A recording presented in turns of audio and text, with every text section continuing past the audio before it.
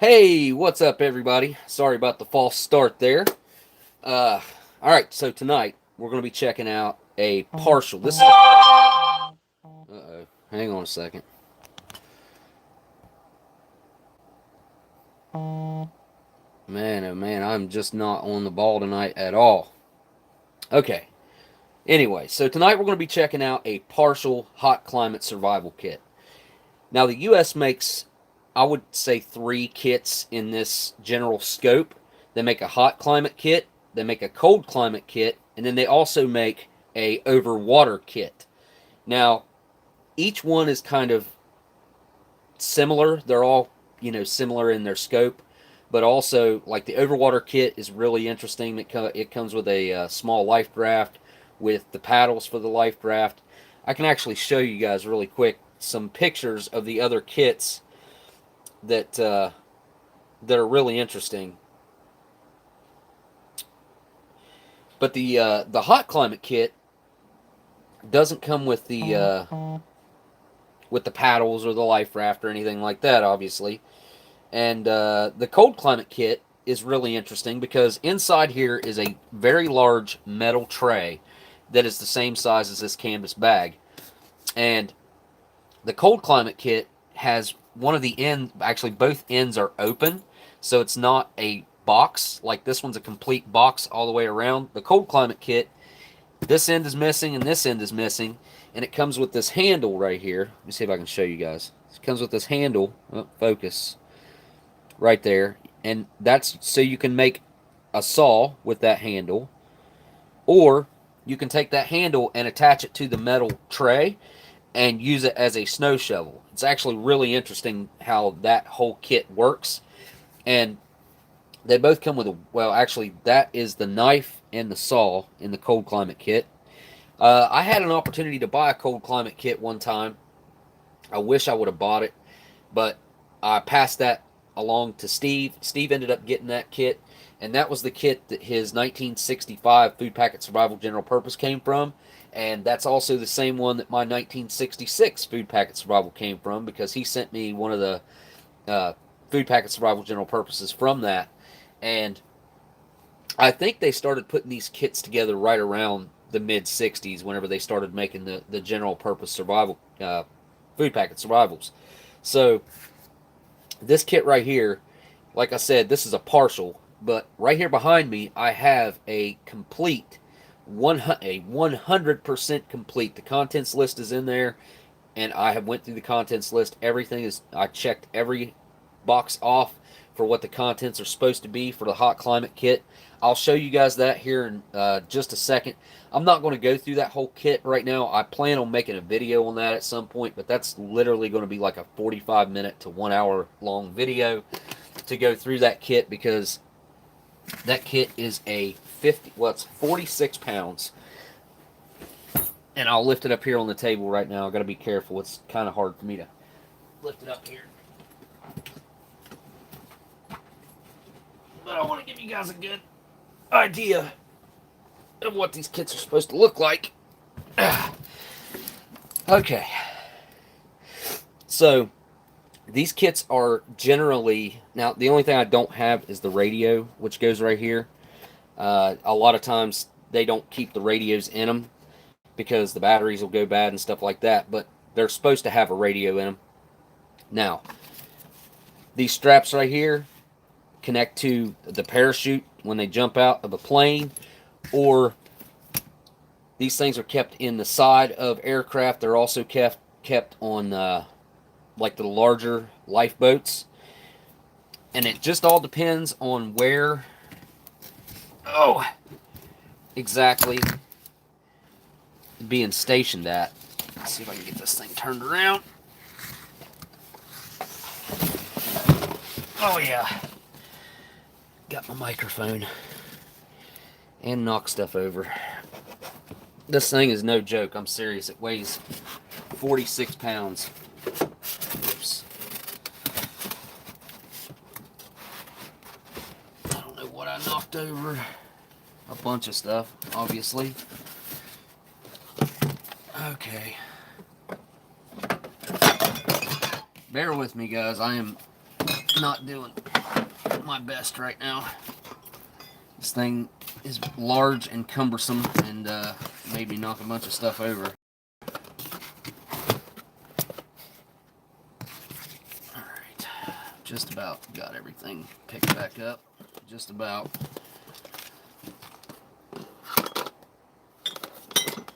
Oh my gosh.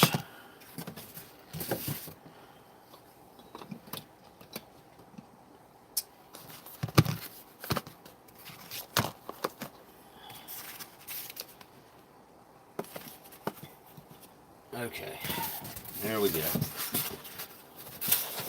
Got that squared away. Alright, so here's what I wanted to get to. It says U.S. Survival Kit Hot Climate. Now there is a date on here, but it's really hard to see. I can't even see it myself. See if I can get a flashlight or a light. I had one sitting here. Don't know what I done with it. Oh, there it is. Just got to get some side light on it. I believe it's 1967. This kit. It's right there. See date of manufacture. I literally cannot see it. Maybe I can see it on camera better. Nope, I can't. Anyways, I'm pretty sure this kit's 1967. But real quick, I will unzip it and show you guys. I'll give you an idea of what's going on inside of a full kit before I get into the partial kit that I have. Okay, that's the end of that zipper. Or is it? No. There we go. Okay. So we get this thing opened up. And I didn't bring the Woodsman kit in here. The Woodsman kit is like it's a great big machete that comes with a magnifying glass, a sharpening stone, something else it comes with. Anyways, yeah, so I don't have the Woodsman kit in here. The Woodsman kit was actually supposed to be packed in here. It didn't come packed in here, and there's no way I could get it packed back in here the way it was supposed to be. But right here you've got the head net. So again, this is designed for the general scope of being in a hot climate. And then underneath here, that's a big tarp. You got your food packet survivals and your cans of water on this layer. And then underneath of here, you can see that bag right there is like the bag that I have in the that we're going to be checking out. Right here's a hat, reversible for the sun. Let's see, has this got a date on it? Might be 1968 right there. 68. That's when this was. Okay, I think it's on here too. I think this is 67. But yeah, there you go. The really interesting stuff is in the layer down here. Not that the food isn't interesting, because I love the food, don't get me wrong. But yeah, this is definitely going to be a longer video in itself to check this kit out. And it's something I've been wanting to do for a long time. Now these kits right here, if you can find one that's 100% complete like this one is, I mean, they'll run you anywhere from, I've seen $2,000 price tags on them. I have not seen them sell for $2,000. I have, although, seen one complete one sell for $1,600. Now, I did not pay $1,600 for this one, but I did pay a lot for this kit right here. It was not cheap at all.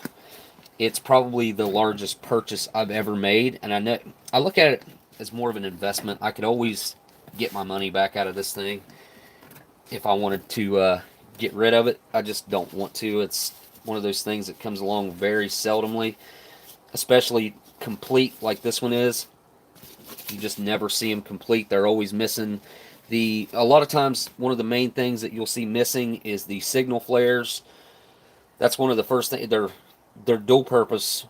The both ends pop off, and you can one end is a signal flare. The other side of the grenade is a smoke grenade. So they're really interesting, but they're one of the first items that go missing.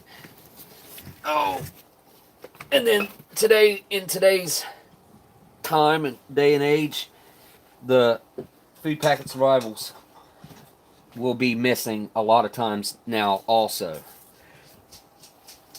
Now, this kit right here is probably, I'm going to say roughly about 30% or so of the hot climate kit. And that one I just showed you is from 1967 or 68. I can't remember what the date was on it. But, and I'm knocking stuff over back here again.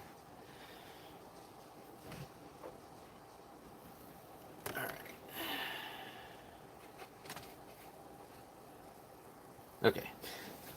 This one, I'm going to say it's probably about 30% of the kit. I mean, that's just a rough guess. And this one right here is from 1989, I believe.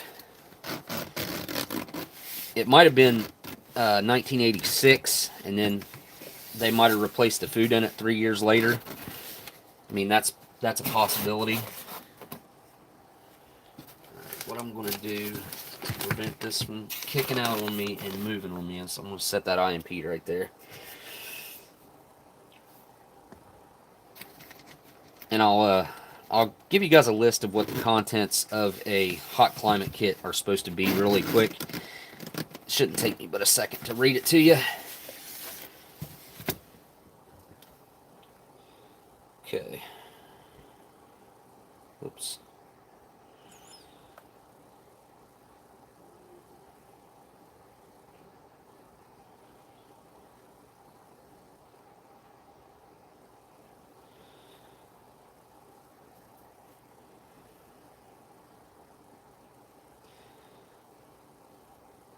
Okay, so a hot climate kit, you're supposed to have canned drinking water, waterproof matchbox, plastic whistle, smoke or illumination signals, which are the smoke grenades and signal flares. Either, the dual purpose. Pocket knife, a signal mirror, plastic water bag, a first aid kit, which the first aid kit is a large first aid kit. It's pretty inclusive. Sunburn prevention cream, plastic spoon, food packets, compression trioxylene fuel, a fish and tackle kit, an MC1 magnetic compass, a snare, some snare wire, a frying pan, which is what that is, wood matches, an insect head net, a reversible sun hat, tool kit, which is the woodsman kit, like I told you guys about. I wish I'd have brought that in here. A packaging list, a tarp, survival manual, the inner case, the outer case kit. It says the inner case kit and the outer case kit, and an extra attached strap, and the ejection seat strap. So that's the reasoning behind the different straps on there. And you can also wear that thing like a backpack. But like I said, it literally weighs 46 pounds. Sure, in a survival situation, absolutely, you're going to throw that 46 pounds on. You're going to be glad for every pound that you have on your back at that time. Now, the cold climate kit, I'll tell you what the contents of that is really quick.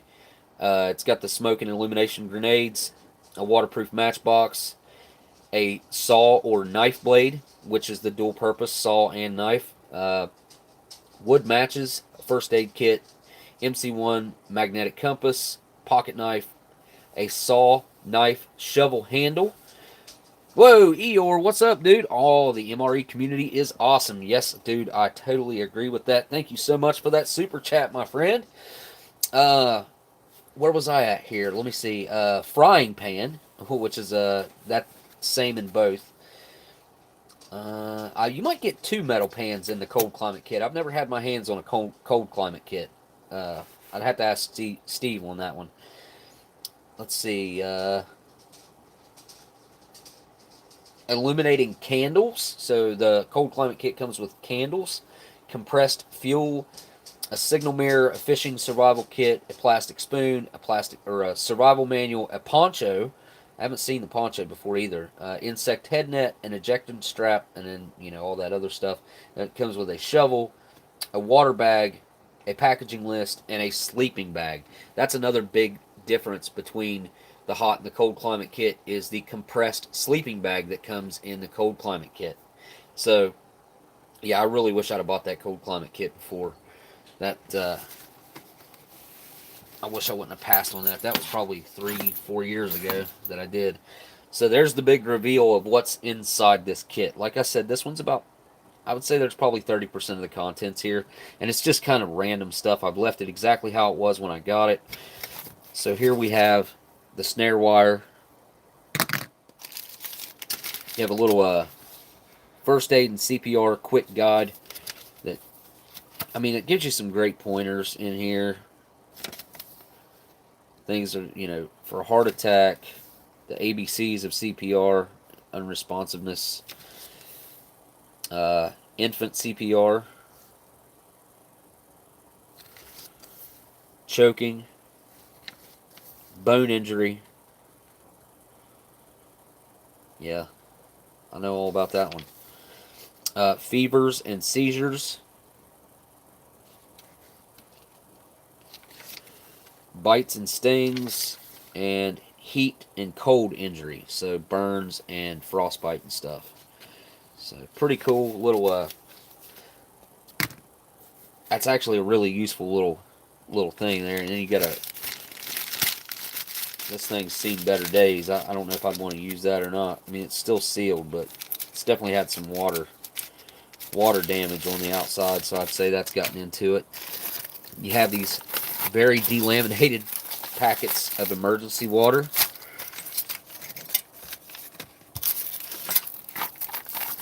We'll check one of those out while we're at it here. Food and water is what we're after here. Whoa, hey, Dub C. I love this community, and you guys all are awesome. Well, thanks, Dub C, and thanks for hanging out on the live stream.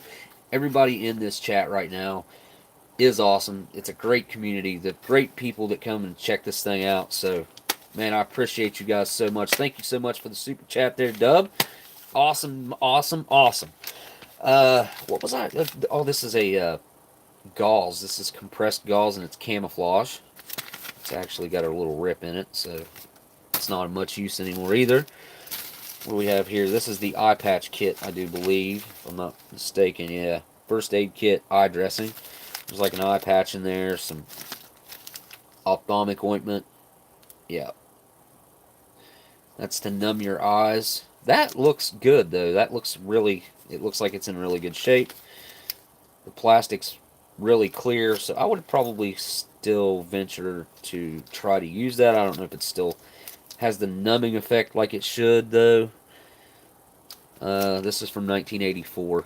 Looks like 8-4, 251st day. No, it just says 8425. Might be from 1988 for all I know. I bet it is from 1988. Let's see, what do we got here? Okay, this is a fire starter. It's a little. Where's it open? Right there. You got some cotton in there, and you got a little striker in there. These things are meant to be like tore up, and then there's a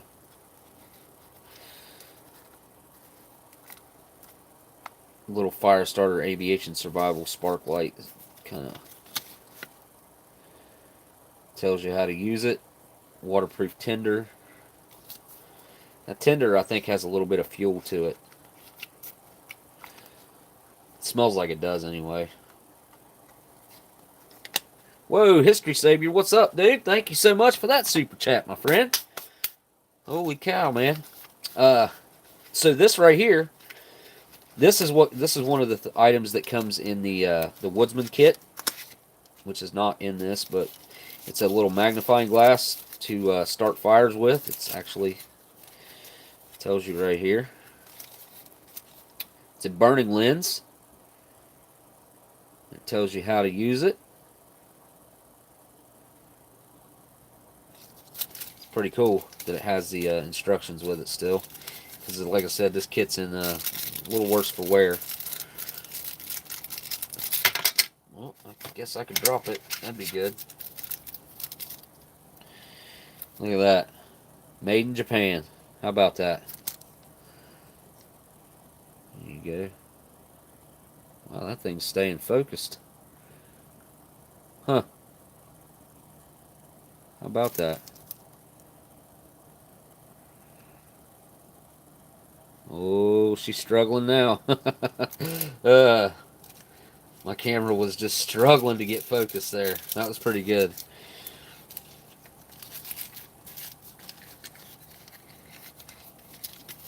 What's up, Metal Man? What's up, Jesse Michael? All right, Eeyore. I'll say what's up to you too, my man. Thank you so much again for that super chat. And Dub C again. All right, History Savior. You guys got to check out History Savior, man. He does some really cool stuff. He's got some really cool stuff going on. Jesse Michael's got a cool channel. All right, so this is, I'm pretty sure this is, you know what? I'm not sure what this is, actually. So this is a tarp of some kind.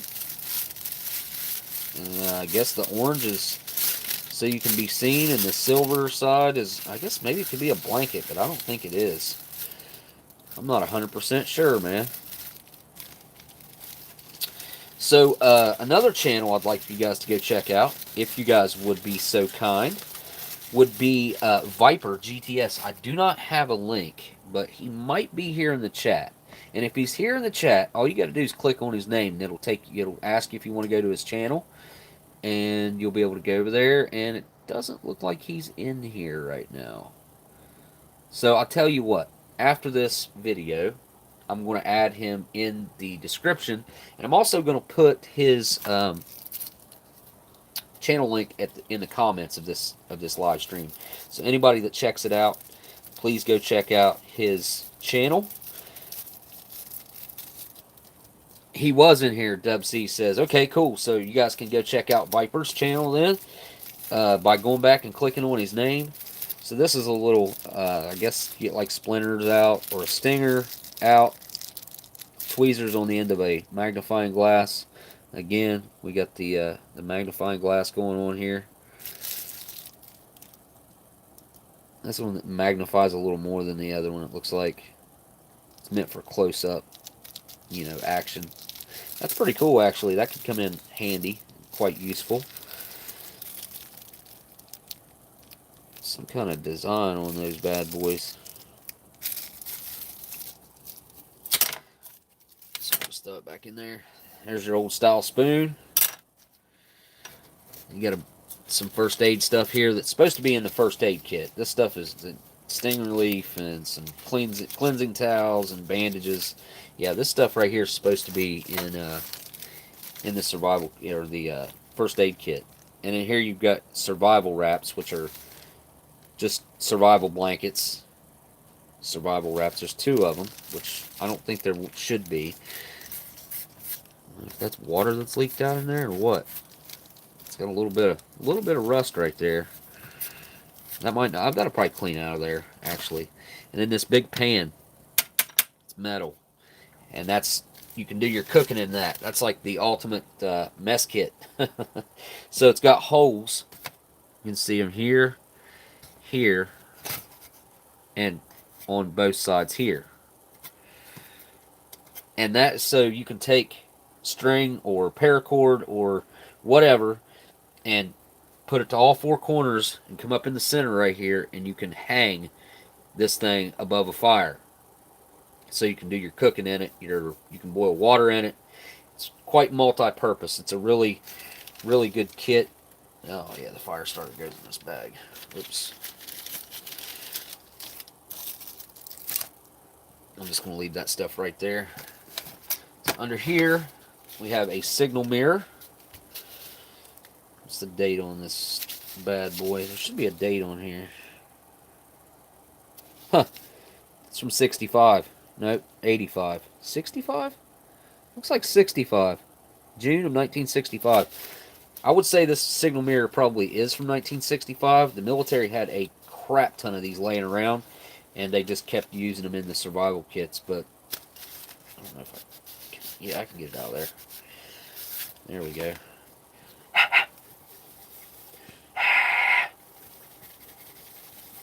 Clean it up a little bit anyway. It's got something on it. But there's your signal mirror. Hey, what's up, everybody? And on this side, you have an eyesight, so you can put it up to whatever's in the distance you're trying to signal, and get that going. But you can see it's plenty reflective there. I don't know, it's shut back there on the IMP. You can see some nice light shining back there on that sucker. See if I can stick this back in here. And it's not going to go back in the way it was, that's for sure.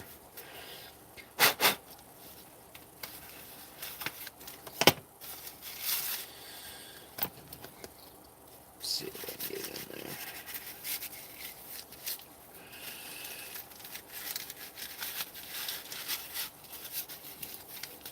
There we go. Oh, well, that's just a loose bandage. And then you got your emergency fishing kit right here, which this is supposed to be reusable tape on the side, but this tape has seen better days. List of components, not contents, components.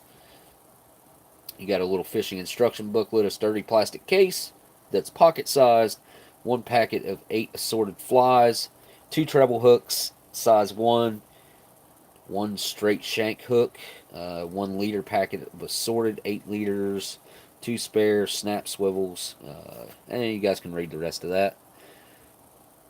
Made by Traycon Incorporated, Medford, Massachusetts. 1 single edge razor blade for cutting your line and stuff, I guess. Again, this is 1986. Now, that kind of brings me to the food packet survivals. These are all food packet survival general purposes here. And we're going to check one of these out. Now, every single one of these is dented and dinged up in its own way. So, we'll take a look at each one of them really quick and kind of assess the damage on each one. There's your date, June 1989. So, this one here has like a weird discoloration and sort of dent there. A couple little dents there. These things, like I said, they've seen better days.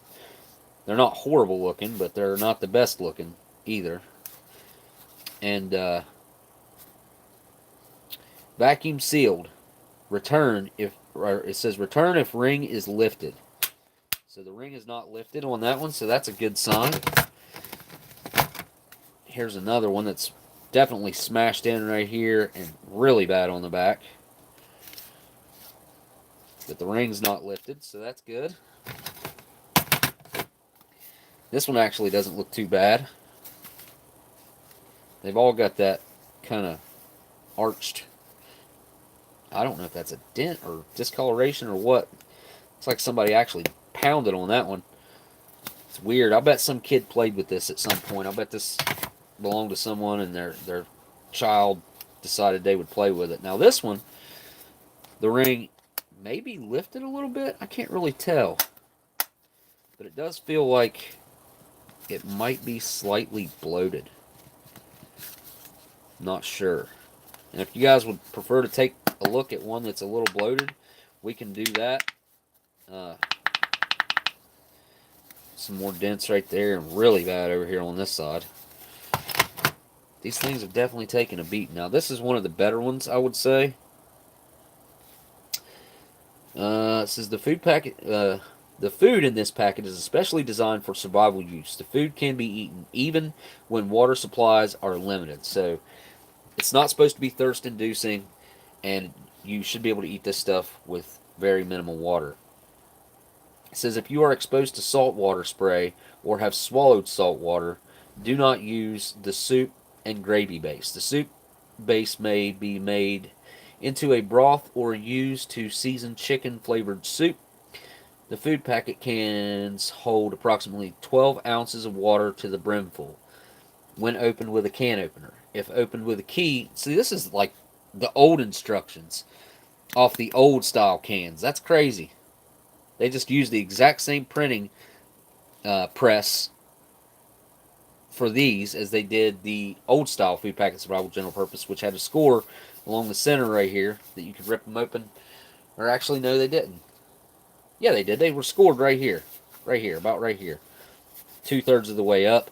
And then you could also, they came with a P38 that you could open them on the top. So that's kind of cool. I didn't realize that they done that. Oh, you know, eat the breads.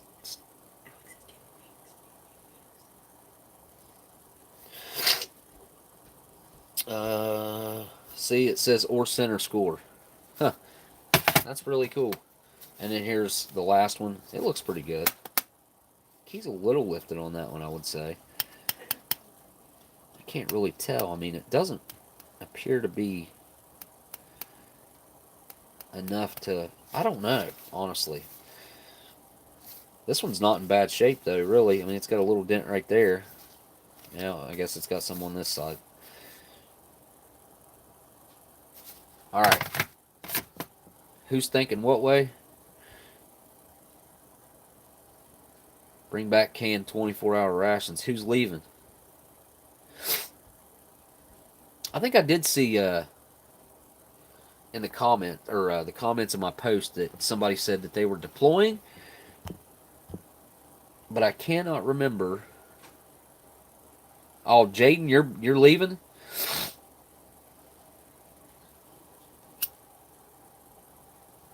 Oh, dude.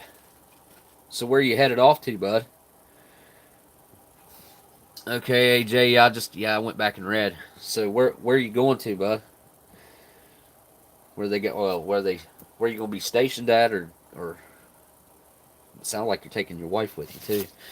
All right, I'm gonna start packing this stuff back in here. Oh yeah, here's one other thing that is actually missing the other part, which is the saw.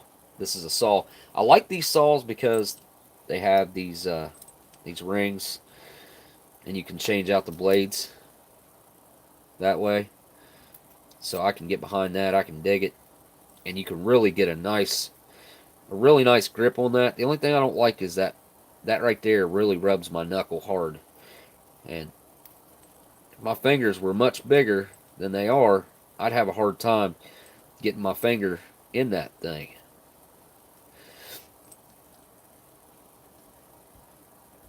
Let's see if oh, you're going to Iran. Okay. Well, you know, I've been actually, I don't have any social media, but I've been hearing a lot of people talk about, oh, it's going to be the next World War III and all this stuff. And my thing with that is like,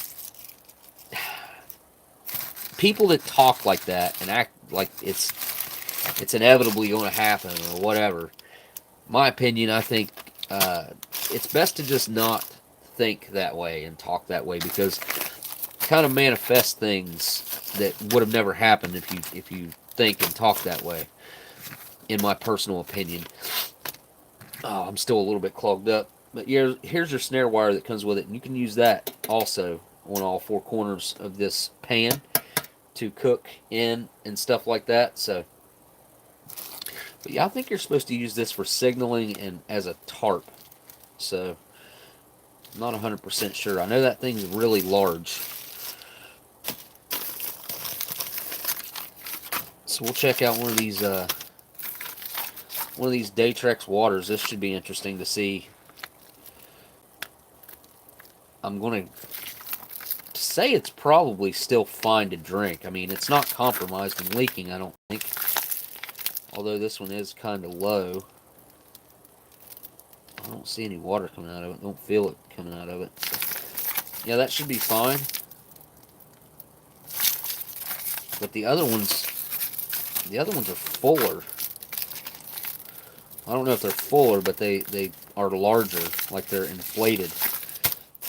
They got more air in them, I think. No, this one you can see the date on the bottom. Looks like it's Best by June of 1990. Or no, that's manufacturing date. Huh.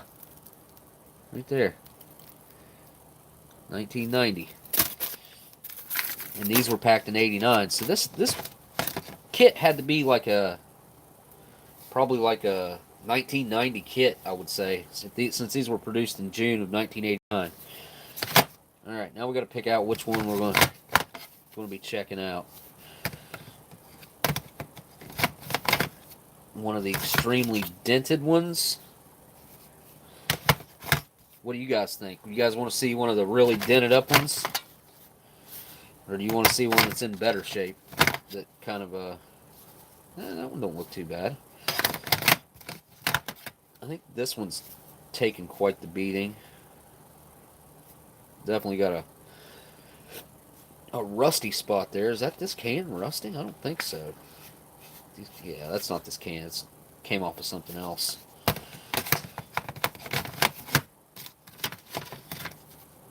And then these two right here. These two right here, I'm not sure about.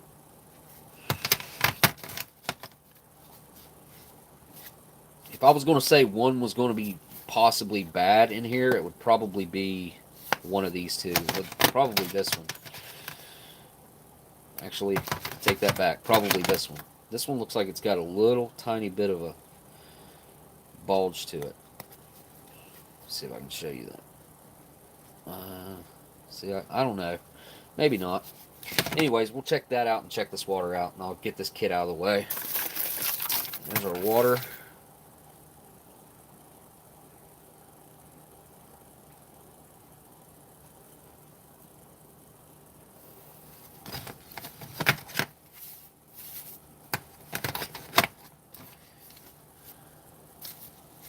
I say we'll check this one out. Yeah, it should be good, I think.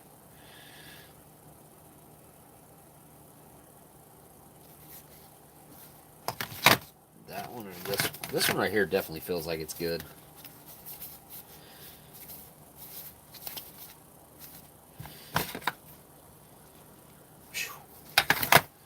Look at that one.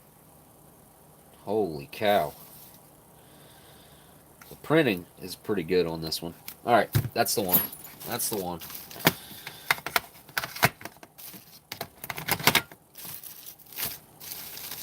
Need something to take up the room that took up. Alright.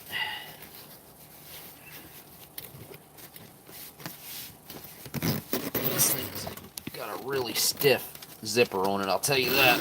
Oh yeah. Alright, now let's see the food that they provided for a downed aircraft or a boat that had sank or went down. The guys would be in a situation, they would have this. This would be a whole day's food for a man. Actually, you might get two of these. Let me think here. No, I'm pretty sure it's just one. Anyways, that's what I would be trying to get by with. If I was in a survival situation, I would use just one of these. Now, the can itself can be used as a cup, because you're not going to most likely have your mess gear with you, your mess kit, or your canteen with your cup or anything like that. So, this would be it. And I don't have one handy. This is not the same type of food packet survivals they have now. Now they're in cardboard boxes, which I'm not a huge fan of, because those cardboard boxes, they are waxed lightly. I do think that they would absorb water fairly quickly, though. I don't think it would take long before they became saturated and it started, if it got wet and wherever it was being stored at or whatever, or if he was in a situation where he was stockpiling things, I think the new food packet survivals, they're nowhere near as good as the metal cans. And plus, the metal cans serve a dual purpose. You can mix up your soup in here, you can mix your coffee in here, your tea in here, whatever. That's why I like the cans a lot better. I think that they have the multi-purpose of them. You could polish up that with something, I'm sure.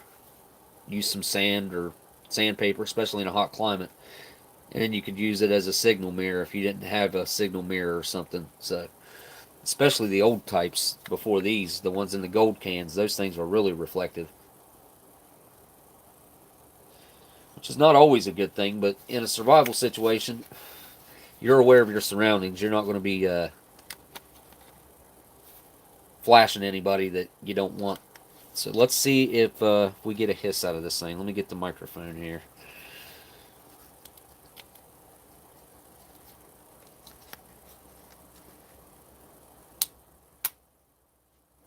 Nope, no hiss.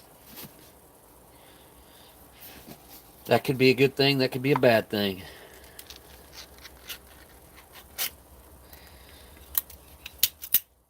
There we go. Give it a smell. Whoa. Ooh, I know that smell, and I know it all too well. Oh, yeah. Oh. Alright, so I'll try to bend this thing out a little bit.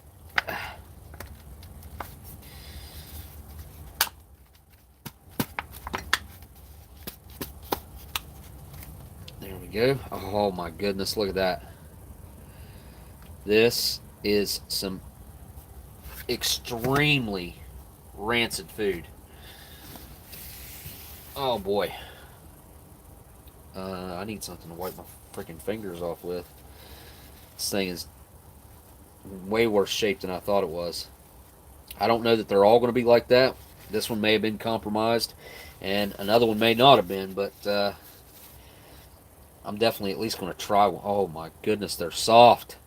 Why are they soft? Oh no. I said I was going to try them, but I don't know that I will. Oh no, look at that. Oh,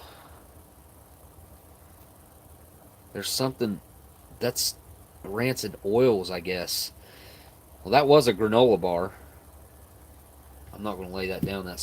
These things are so greasy. There's another granola bar. Oh, wow. This is unreal. Unfreaking real.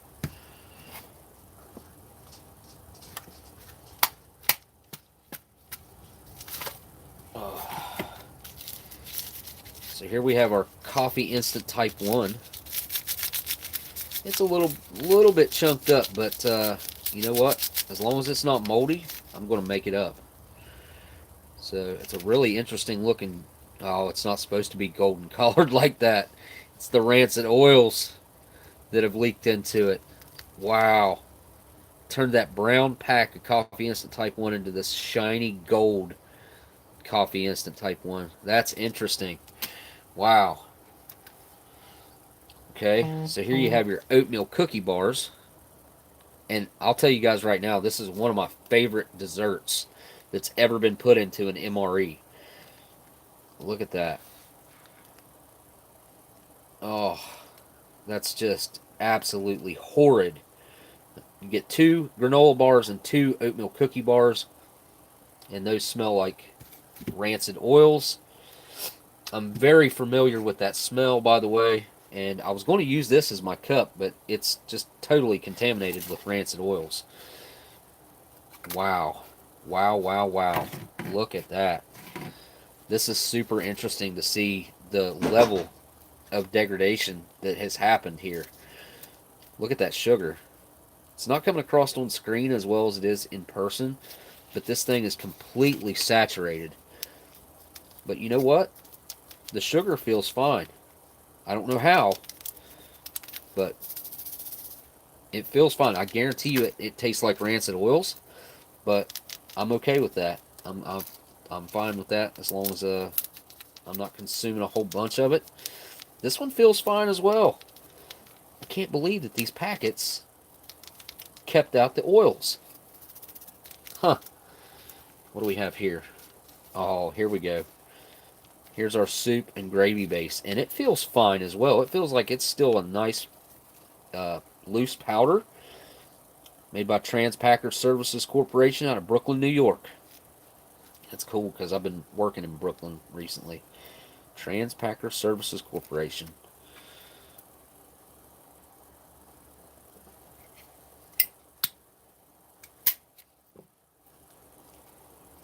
I like that it's chicken flavored too, because a lot of times you see beef in here. All right, let's get this stuff made up and see what we can salvage out of here. Man, oh man, the grease is real. I mean, the grease levels on this thing are the rancid oils, I should say. Let me give this thing a smell. Oh, it just stinks so bad. I want to go wash it out so I can use it. It's just absolutely saturated. Look there. Look, it says, let's see if I can get it to focus. Oatmeal. The oatmeal printing, because of the oils that have seeped out. Come on, focus. There you go. The oatmeal has literally rubbed off. Look at that. The ink is just... Okay. I'll tell you guys what. I'll be right back. I'm going to go clean this thing out really quick so I can use it. It'll take me but a second, and I'll be right back with you.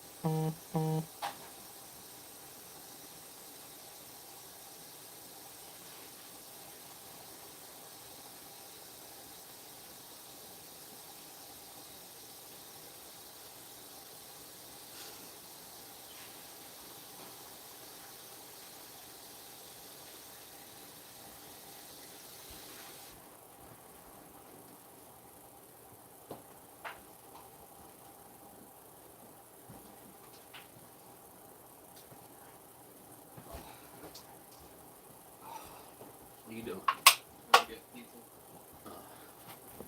Okay, I'm back. Sorry, guys. I wanted to be able to use the actual container, though. I'm not going to put the coffee in that, although the coffee's probably going to reek of rancid oils. We're going to put the soup and gravy base in here.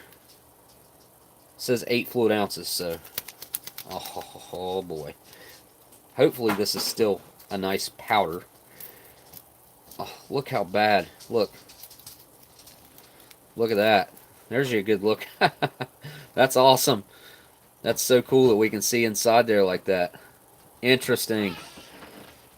I'm definitely fascinated by the way this thing has started to break down over the years.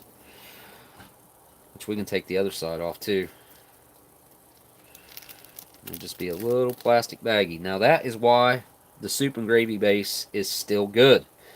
Because of this bag. Now, a plastic bag like this, I don't know if you guys know this or not, but just like your common household Ziploc baggies or anything plastic bag like this related, it is designed to be able to breathe, which means that it's not completely 100% airtight. Now that's the same goes for any type of container like that. Plastic is made to be able to let a little bit of air in and out. Okay, that just absolutely reeks of rancid oils. And I don't know if that means that this has gone bad or I don't know.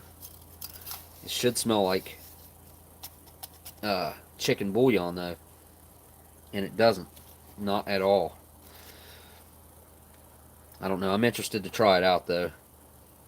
I can't eat much of that because if it's super duper rancid, that would make me sick. The chicken would. Got some hot water here that was boiling very recently. This container is going to heat up very quickly. There we go. It says to add 8 ounces to that. I probably only added 6. A little more concentrated than it should be, but I'm okay with that.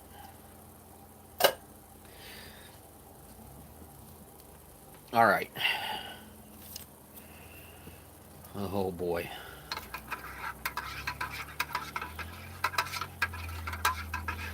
I'm going to let that cool off a little bit while I make up the coffee.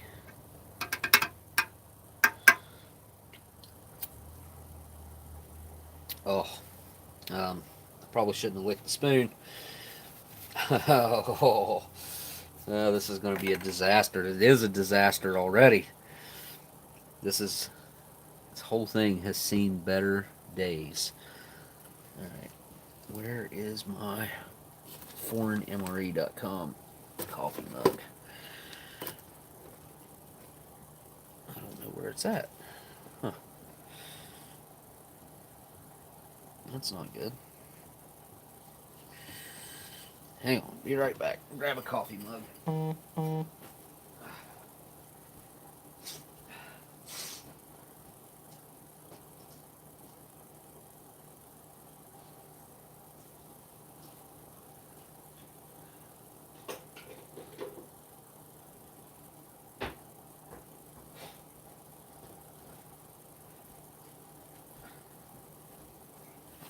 Alright, well, let's see if this coffee is still drinkable or not. I definitely have my doubts that it is, but we'll find out. And I think the way this package turned gold is really interesting.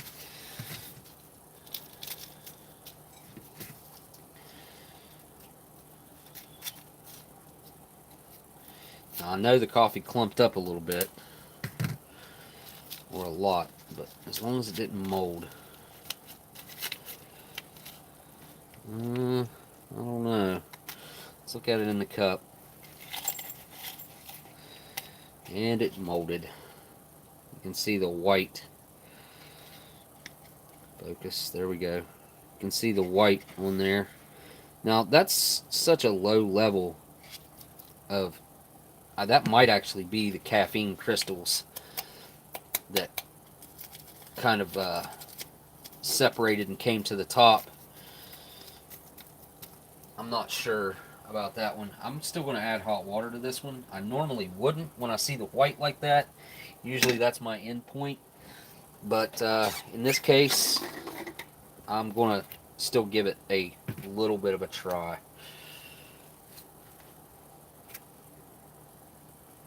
If it mixes up, that is. Oh yeah, it's going to mix up.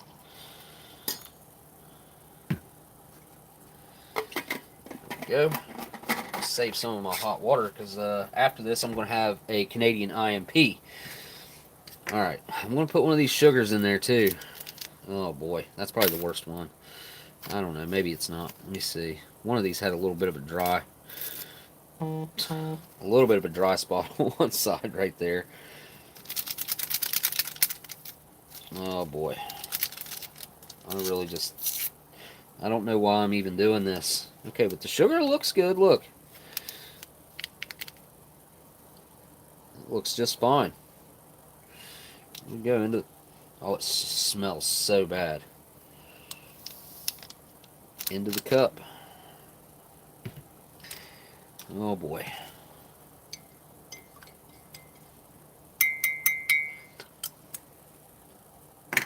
Okay, next, the water. Let's put the water in this Gremlin's cup.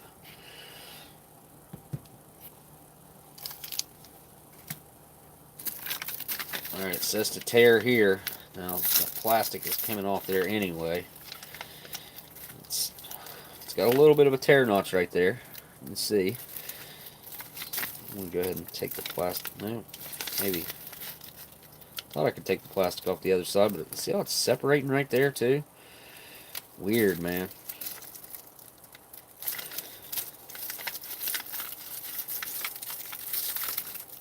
Alright.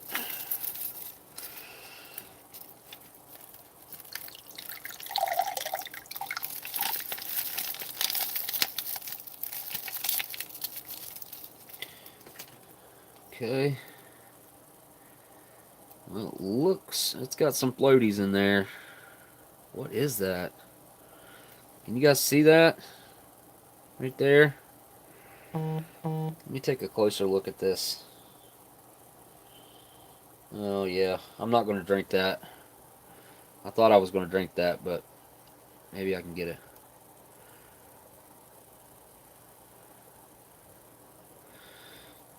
It's hard to... There we go. You guys can see that crap floating in there. Look, there's like long white things floating in there. I am not drinking that. I'm sorry. Nope, not going to happen. Unfortunately, that drinking water, you know, it being in a retort pouch like that, honestly, it shouldn't have a shelf life. It really shouldn't go bad unless stored really, really, really bad. Like, so this has a really nice greasy layer on top, as you can see. And this may be what went rancid and ruined everything in the food packet. Or it could have been the shortening and oils contained in the oatmeal cookie bar and the granola bar. You know, I don't know which one it was, but I want to try this chicken soup and gravy base out. I'm just going to lean in here and... oh, yeah. That tastes like rancid oils. Oh, man. That's... Nope. I can't do another. I cannot take another sip of that. I'm sorry. I'll go so far for the science of this, trying things out, but that, my friends, is one very, very rancid chicken soup and gravy base. I don't know, like I said, I think it's very possible that the fat and oils inside of this, inside of the gravy base, is what contaminated and ruined everything, just judging by how rancid it tastes. I mean, the oils from this could have seeped into that so badly because you did see how the package delaminated completely. Um, we'll check out one of the... Oh my god, this thing is so disgusting. It's just... It's really bad. I'm going to have to decontaminate my knife after this. Oh, man.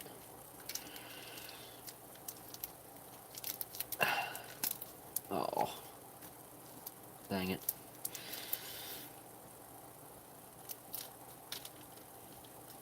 Well, one thing about the oatmeal cookie bar is it's still crunchy. Oh, it smells so bad. Oh my gosh. It just... Oh, I don't even want to... I don't really want to try this. I know what it's going to be like. And I'm sorry, but I'm not trying. Watch, look at the granola bar. Look. It's just, it's soft. I think the granola bar might have been what ruined everything, honestly. Judging by how soft it is. That, or it absorbed all the oils from everything else. I'm not really sure. I'm going to try this oatmeal cookie bar. Just a little bite. A little nibble.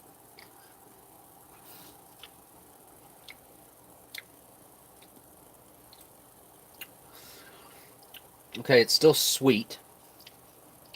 And bitter. Oh my goodness. Oh. Oh. Oh. Oh. Oh. It started out sweet with a rancid aftertaste, kind of, or just a rancid flavor. And describing a rancid flavor, or a rancid oil, it's like almost like a... First of all, there's a chemical twist to it that is hard to describe, other than it being largely chemical. And it's very bitter. It started out sweet and turned bitter. I can't. I'm going to try this coffee, which is probably a mistake in itself. But I'm going to try the coffee just to try to get that taste out of my mouth. Okay, now the coffee is passable, I would say. But I think, well, I know it even has the rancid flavor that's in it as well. It tastes like the rancid oils. That flavor is like it tastes kind of like what Play-Doh smells like. If you guys know what Play-Doh smells like, it has like this really kind of sharp. This is a more sharp and harsh smell of that, and it kind of also reminds you of like a Sharpie, the smell of a Sharpie or a marker. That also describes that flavor as well. But I'm gonna get rid of all this stuff, guys. It's going straight in the trash. All this, and I'll be right back. And I'm gonna get that off of there, and we're gonna have a 2018 IMP for dinner because this stuff right here doesn't deserve to be on the table anymore. It's absolutely gross.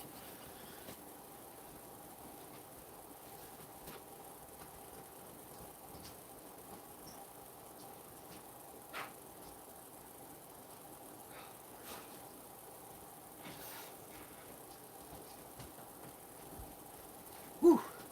Yeah. Can't get that flavor out of my mouth, that taste. It's just horrible. Look at that, from where I cut that open up. You see the oil on my knife?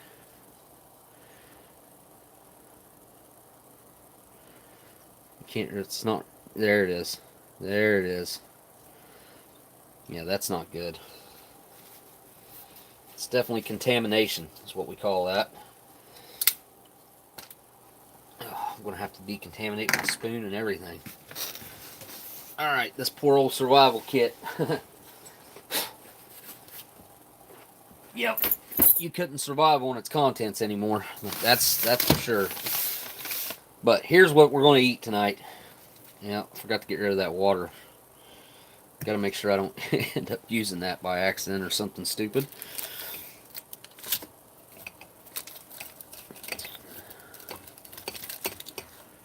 Okay.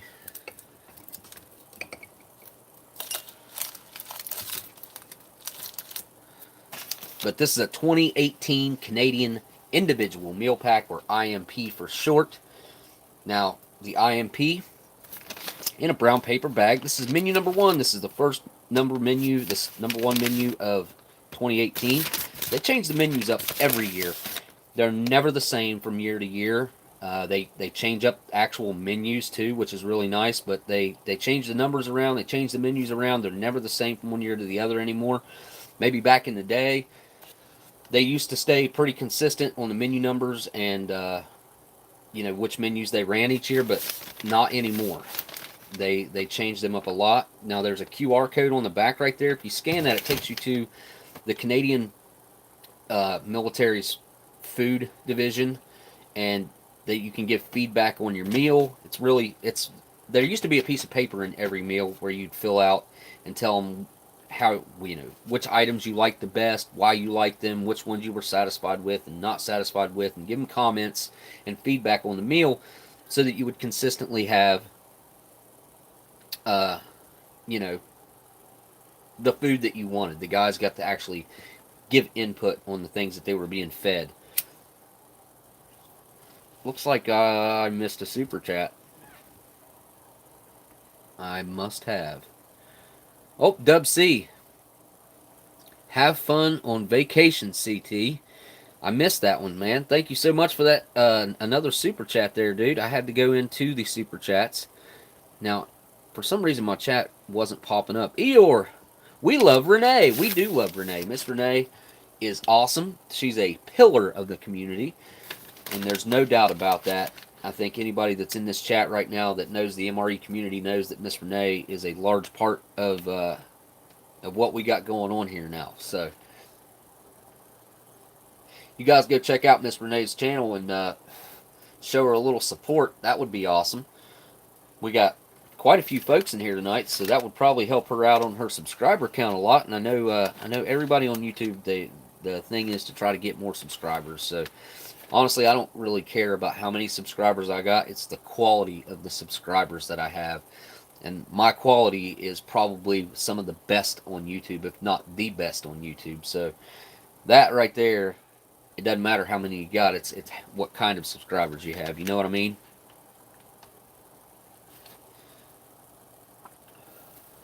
But these things, they're very similar to a US MRE, where they run, 12 to 1400 calories. It's 12 to 1300, but I've had some that were closer to 1400 that I counted up. Oh, there we go. Like us on Facebook. Then there it is in French. Military ration, not for resale. And also in French. Everything is doubled up because there are French Canadians. So, alright, let's see what's in this thing. So CT is on vacation, huh?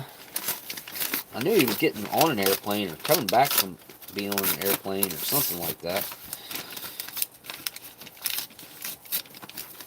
Now, call me weird, but I like to open up my IMPs like that. Kind of preserves the integrity of the bag pretty well. And they open up so easily. It's pretty nice, actually. So another reason I like doing the IMPs is because I don't have a menu list for these things. So I don't know what's going to be in them. The only way that you can find out is to look on YouTube or know somebody that has a contents list for them. So I like them because it's a surprise every time. Oh, here we have sliced peaches as our dessert. And there we go, date code. 5-digit date code. This is a Julian code, guys. What a Julian code is, for the Canadians, a 5-digit Julian code, which I really like because it tells you the year, which is 2017, the 342nd day. So right at the very end of the year for 2017 on this one. Here we have some apple and brown sugar crunchy cereal. I can get with that. Let me tell you guys a little story about the first time that I had Canadian crunchy cereal. First time I had it, it was strawberry flavored. And at that time, I wasn't very good at detecting milk powder that had went bad. Now, there's a lot of milk powder in here. Ingredients here, we have rolled oats, milk powder, second ingredient. I mean, there's a lot of milk powder in here. And then sugar, canola oil, dried apples, molasses, wheat germ, sesame seeds, natural flavoring, and it says contains milk, wheat, and sesame. Yeah, may contain tree nuts and soy. So, my buddy, Josh, he couldn't eat this because he has a tree nut allergy. Anyways, the first time I ate the crunchy cereal, strawberry, and I made it up with water, just like you're supposed to. And when I did that, and I took, like, I don't know, I took a few bites and I was like, man, this tastes kind of sour. It shouldn't taste sour. Really didn't understand that the sourness should have been my indication to not continue eating it. Well, I did. I kept eating it, and I ate probably, I don't know, half to 3/4 of the bowl. And boy, did I regret that. I had such a, my stomach was so messed up after that, because that dried milk had went bad. Oh, man, oh man. I'm telling you, be careful with dried milk, because if it goes bad, don't eat it. It gives you a really horrible sore stomach. So the Canadian, really tough beverage bag with the nice gusseted bottom there. We have, oh, okay, 2 great sports drinks. 334th day of 2017. Here we have our hamburger bun.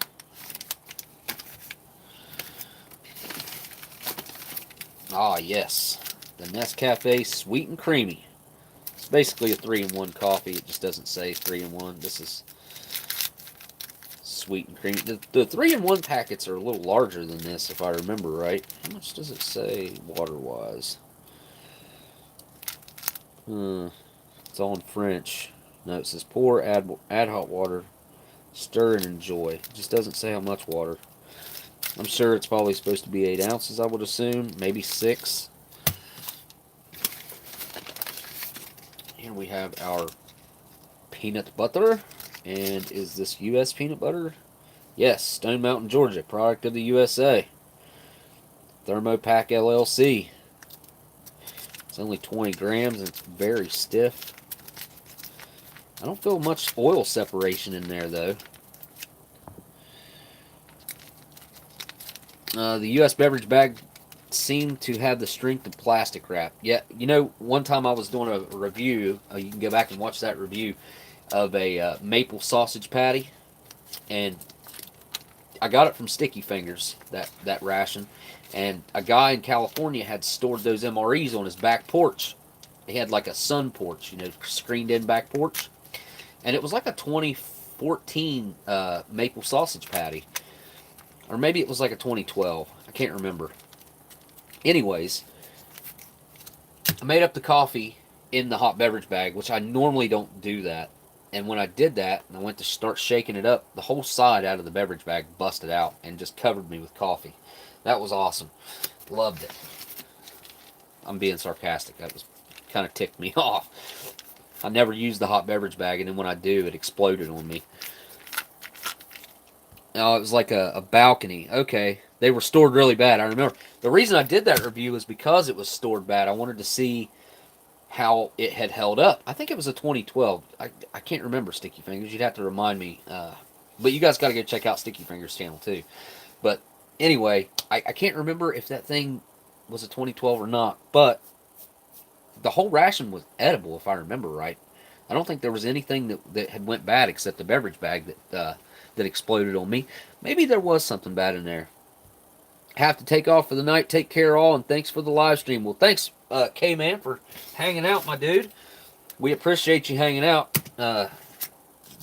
Another pillar of the community, the guy that started it all, MREinfo.com.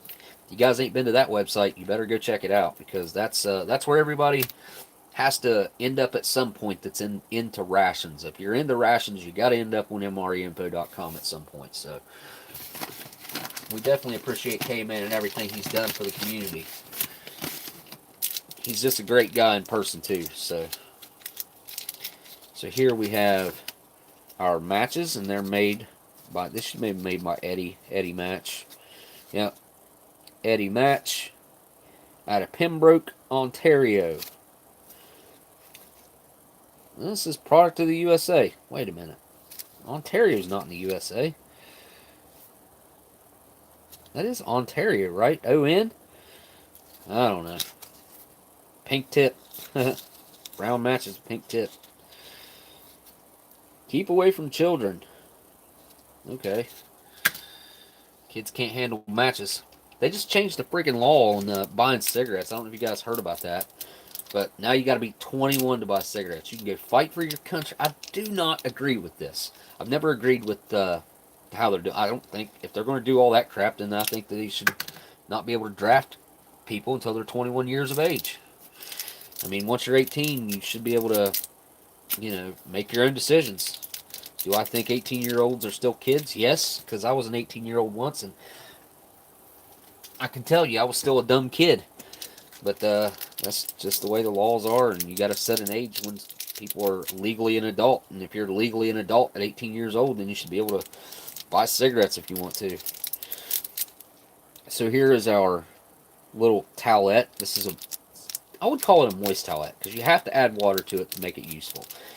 Getting this thing apart without water is virtually impossible, but we'll try. I'll try to take one of those apart for you without water. We have our 4 little Tic Tacs. Fresh mint flavored.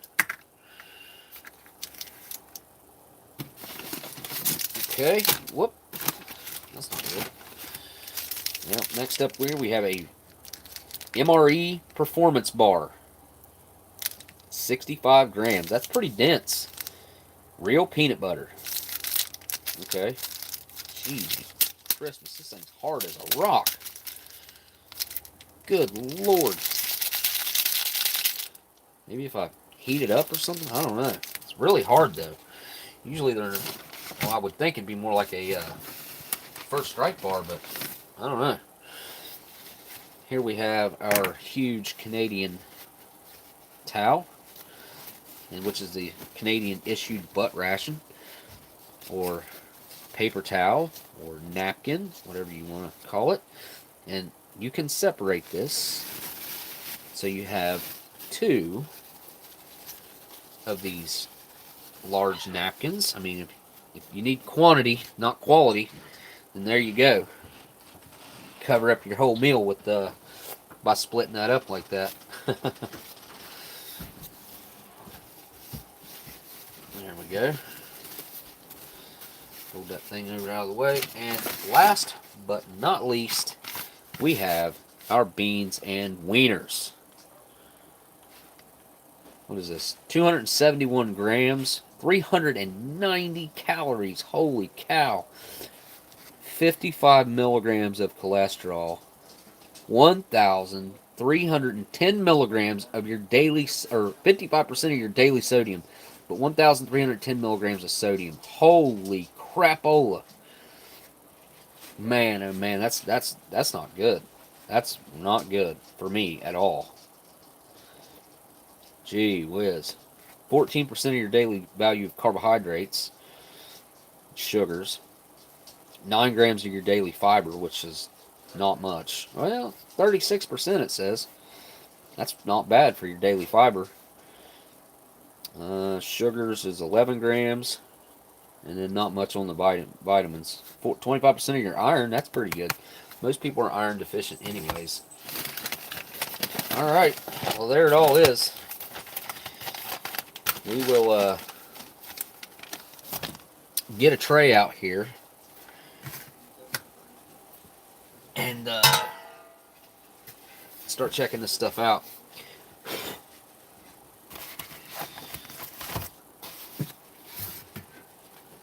Keep catching my microphone. Why can't I pick that up? There we go.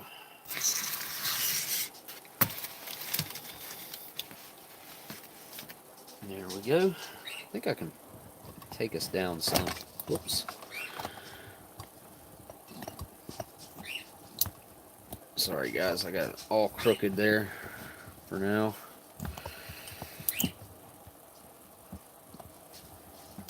Oh, you stupid thing.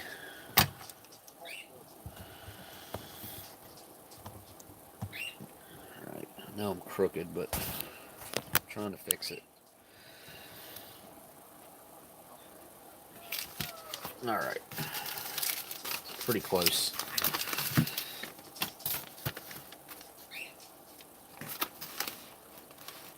There we go. That's better. Alright, peanut butter. There's our drinks. Coffee. Beverage bag I'm not going to use. We'll check the towel out. Strawberry goes with that. Frank's Red Hot can go over there. Peaches will go in the middle. There's our bun.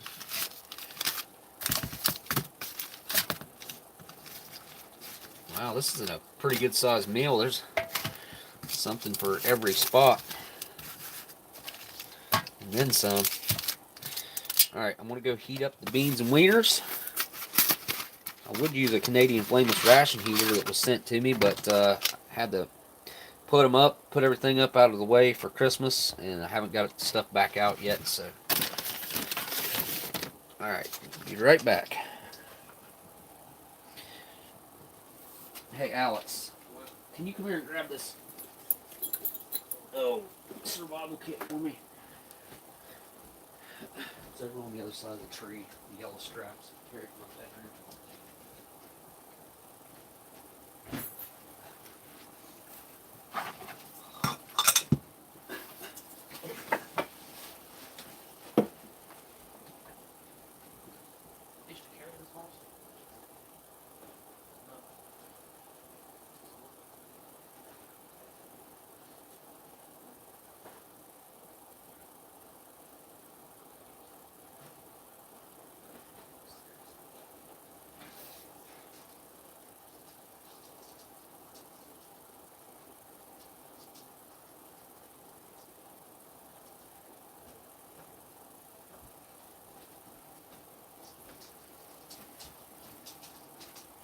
All right. Sorry about that. See, about 8 minutes from now, I need to go get that main. And I'll do the peaches last.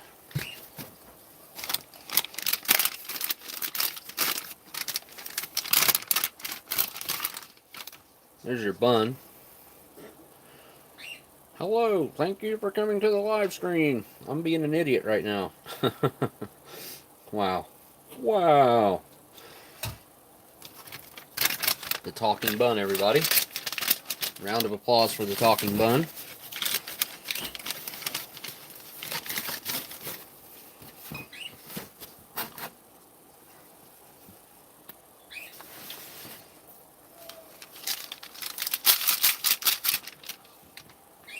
Oh.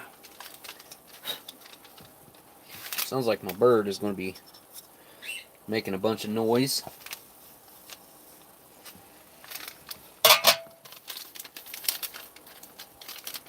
So, apple and brown sugar crunchy cereal. 220 calories in this. 10 milligrams of cholesterol. 35 milligrams of sodium, which is only 1%.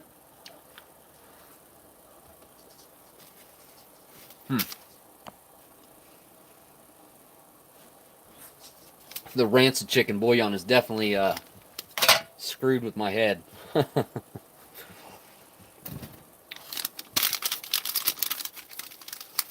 Shouldn't have ate that bite of oatmeal cookie bar. I didn't even mess with the granola because it was so bad. Okay. It smells a little bit like cinnamon. A little bit. It ain't got much smell to it. I can smell the milk powder, barely.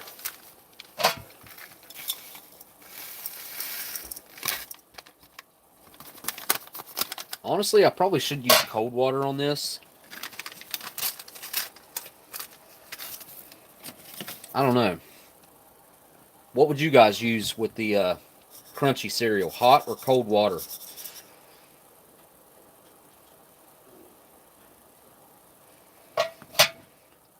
Sticky Finger says hot. Christine says cold. Or, I mean, Christine says hot. Sticky Finger says cold. Everybody's saying cold. I was thinking the same thing. I mean, it is cereal, but it's kind of like oatmeal, though. I mean, I want to try it. I want to just try a pinch of it. Cold. And that'll tell me. I think that'll tell me how I want to eat it.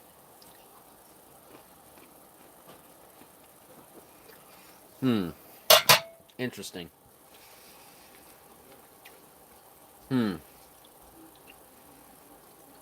Yeah. Yeah, I think this is a room temperature style cereal.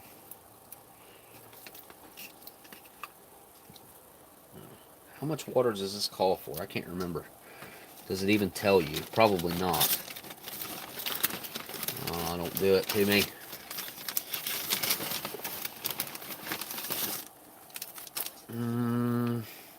Well, just says to add hot or cold water to taste. It doesn't tell you how much, so we'll start out with a little bit because you can't take it out once you put it in. You can always add more later.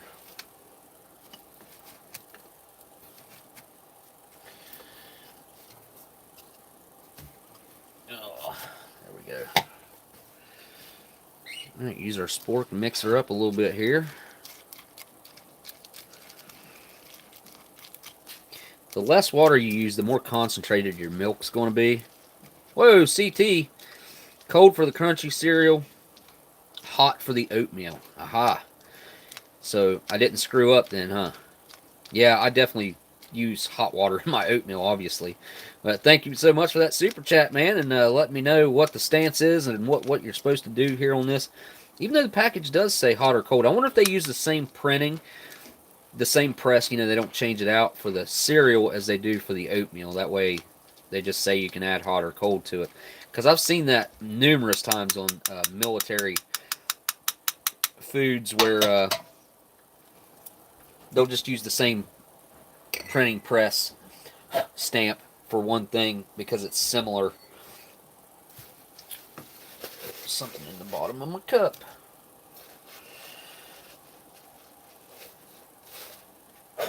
Or is it on the bottom of my cup? Maybe it's on the bottom of my cup. Okay, it's cool. Superman. Whoa! Don't trust CT. He's not even a real trucker. That's funny, dude. Oh boy, what Tracy say? Uh,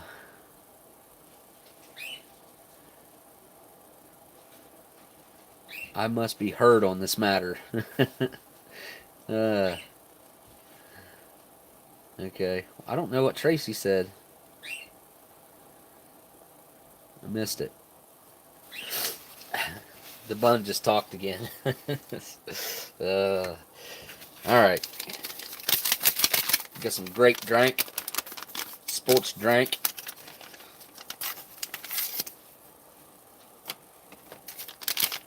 Now this does say 250 milliliters. Whoa, look at that. Holy cow, that's a lot of coloring in that. Usually the Canadians aren't big on the food coloring like that, but that's some pretty bright purple powder, I must say. That doesn't mean it'll be really, really purple whenever I mix it up, but it smells really good. It smells like a pixie stick. Really sugary, artificial grape smell going on there. And do I have a measuring cup in here? I do. I think. Well, I can get to it. Oh, I got a lot of stuff sitting in the way right now.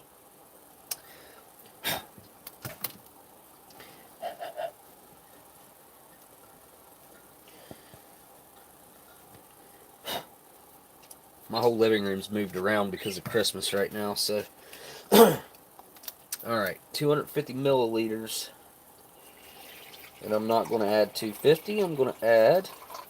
Oh, maybe I am going to add... No, I'm not. I'm going to dump some back in the cup. I'm going to add more like 200. Alright, there we go.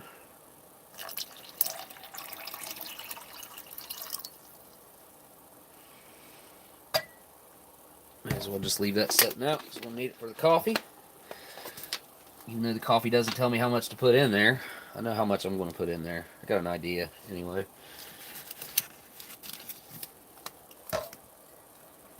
I like the fact the Canadians give you two drink mixes, though. I'm always glad to have an extra.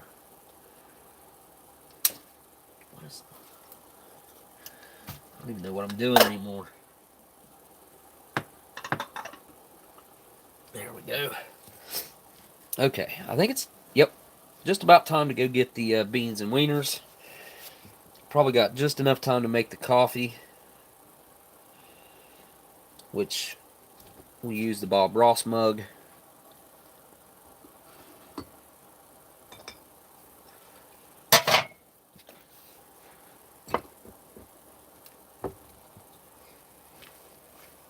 Here we go.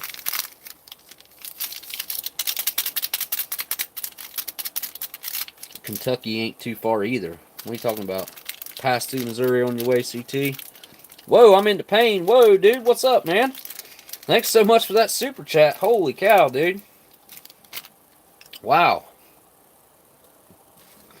That was super generous of you, my man. Here we go with the, not 3-in-1. It's sweet and creamy. But yeah, man, long time no see. Well, it ain't been a long time. It's been a little while, though. Doesn't look much like coffee, I'll say that. Whoa. Cyanide cookies. The Canadians are restless. Okay? What's going on? I can't keep up with the chat like 100%. It moves by pretty quick. I can only see like 3 comments at a time. If that tells you anything, how quickly it moves by. But thanks again so much for that super chat. I'm into pain. Man, I haven't seen you in forever, man. But it's good to have Dan back in the chat. Holy cow. Hot water. I need hot water. I'm trying to keep track of my brain, what I'm even doing. So, here, I'm a little... Oh, okay. Forgot we had strawberry jam, and I forgot.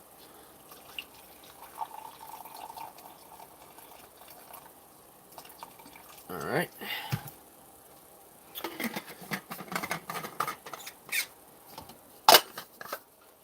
There we go. Nice little 8-ounce cup of coffee here. There we go. Now Mr. Bob Ross can come out and say hello.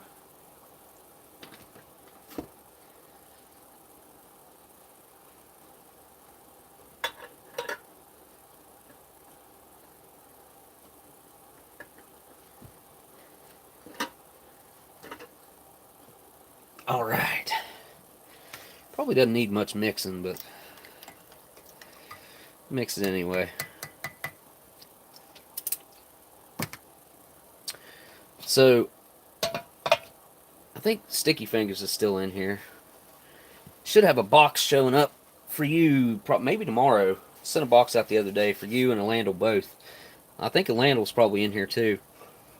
But yeah, your guys' boxes probably be there tomorrow, which is good. Well, now it's time to go get the beans and wieners out of the hot water. Be right back.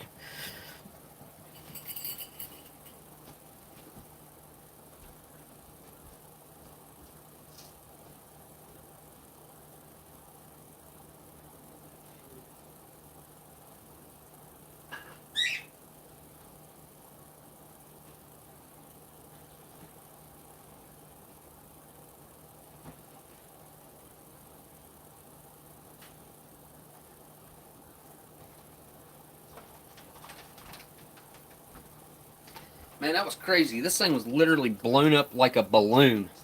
Like it was ready to pop. Now, real quick, before I go any further, I'm going to throw this super hot meal on top of that bar because that bar is rock hard. I'm going to take out this little towelette and see if I can get it apart dry. I'm pretty sure I can't. Pretty sure. I'm not 100% sure though, so that's why I'm going to test it out. Oh my goodness, yeah, it's super compressed. See how shiny it is?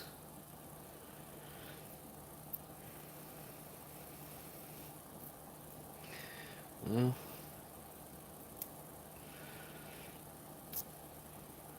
yeah. I think I'd be better off giving it a little water. But yeah, these things, useless without getting some moisture to them. Now, the thing that I've always thought about these, which they're not meant for this and they're not sanitized or whatever, which I don't think that they probably wouldn't be dirty. But if you had a wound, like a pretty decent sized wound, and you stuck these in there, wouldn't that be pretty awesome at, you know, stopping the bleeding, filling up the wound? I would think to go in there and kind of grow to fit the wound. But we'll add a little bit of cool water to that bad boy, and we'll watch it grow. Actually, I'm going to do it with my hand so you can get a little bit up close there.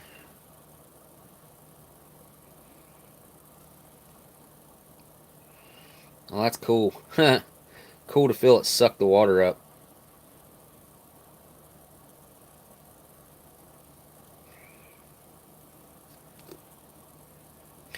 It's not going to hold any more than that. Yep, that's it. And then it unrolls. Pretty sure. From somewhere. There it is. Yeah, these things are pretty tough actually, and pretty good size too. They're quite large once you get them unfolded. It's almost like a little thin washcloth. Very cloth-like in nature, stretchy. See how much it stretches? Stretches this way also. Well, that's actually really tough. Yeah, that's awesome. I wonder if you can even rip it. Yeah, it'll rip, but not very easily. Well, that's pretty awesome. I dig it. Alright, well, there's that. This thing's still rock hard, even after I put that boiling hot meal on top of it. You gotta be kidding me. Holy cow. That's crazy. Alright, beans and wiener time. Beans and wieners. Oh yeah, I forgot about the dessert. Hang on a second. Move my Bob Ross cup here. If I do that, I'll forget about the hot sauce. There we go.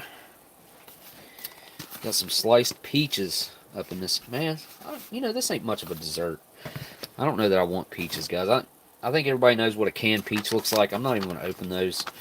I'll throw those in somebody's package next time I ship it out or something, so they have an extra. Look at that. Holy wow. Some big old chunks of hot dog in there. Big old wiener chunks. Look at the wiener chunks falling out there. That's awesome. I have not had the Canadian beans and wieners before. Now this is actually a breakfast menu, which I do not consider this a breakfast. This is 100% a lunchtime meal for us here in the U.S. We wouldn't typically eat something like this for breakfast. Beans are just not something that a lot of us eat as a breakfast item. Hate it when the things don't tear off like they're supposed to. Go. Stick that back in the box that it came out of. Alright, so I am going to leave my coffee right there. I was going to put the peaches there, but I changed my mind. Alright, look at this. One thing I do wish the Canadians would provide is some salt, but after looking at the sodium levels in this this particular meal, I mean, my God, it's through the roof. 55% of your daily value in one meal, and you're supposed to have 3 of these meals a day. So if they're all, the mains are that high, and that's not even including the other items that are in here, which there's not going to be a lot of sodium in these, I don't think. Well, we got sodium, 120 milligrams, another 5%. There you're at 60% with this meal. Probably the peanut butter's got a decent one. That's not going to tell you the daily value ingredients, but it doesn't have nutritional values on it. That's kind of crazy. Hot sauce probably got some in it too. Some salt, some sodium in it. The bun maybe a little bit. Alright. There's the end pieces. It looks like one full hot dog in here, right? And there's the 2 ends, and the rest is the middle. I don't know, that'd be a pretty long hot dog. Probably a little more than one hot dog in here, actually. Let's take a look at the inside of that real quick. It's pretty dark on the inside, to be honest. It's probably actually a beef hot dog. There we go. Beans and wieners scalding hot right out of the boiling water. Here we go. Down the hatch. Whew, hot.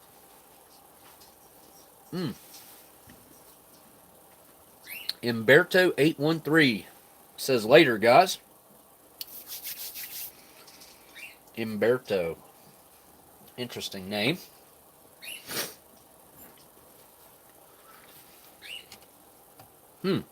Okay. So the hot dogs are a little soft for my likings, but I mean, they've been cooked twice now.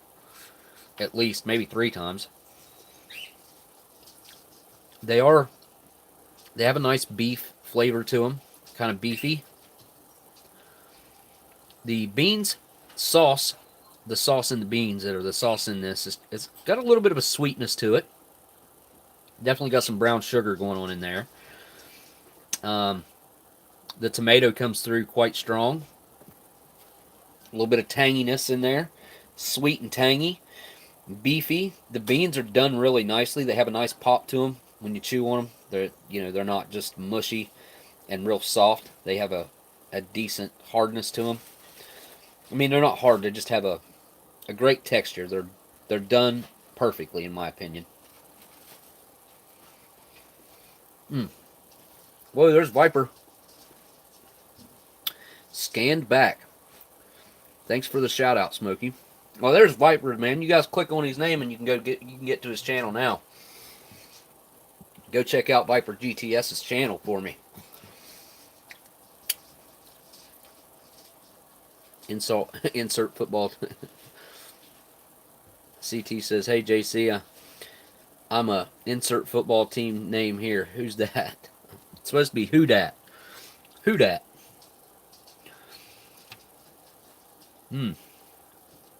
Yeah, these so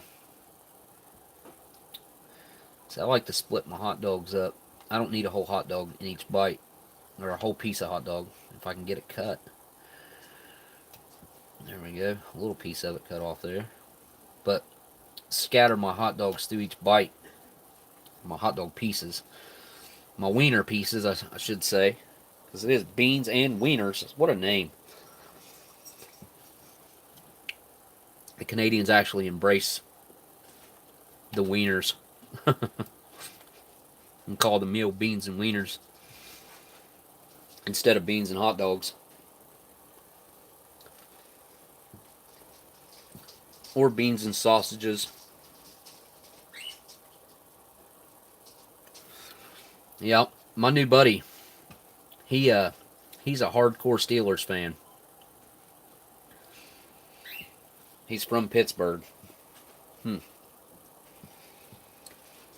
Gavin Giant says he subbed to Viper a while back, so that's cool. Well, you know, I can stand here and eat this all in front of you guys, but that wouldn't be too cool. I am going to eat a little bit more of it before I move on to, you know, I might try a little bit of the bread with it, just a little bit. This bun's pretty well smashed, as you can see, and it's been talking to us. I don't know where that's been coming from. What do you mean, man? I'm just a talking bun. Stupid bun. Shut up, because I'm going to eat you now.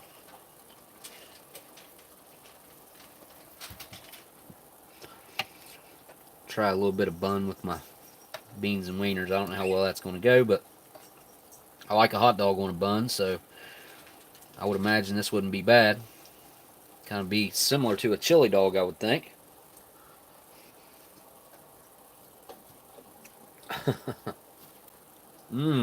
Nope. That's actually not very good. That bun tastes weird. Really weird in this.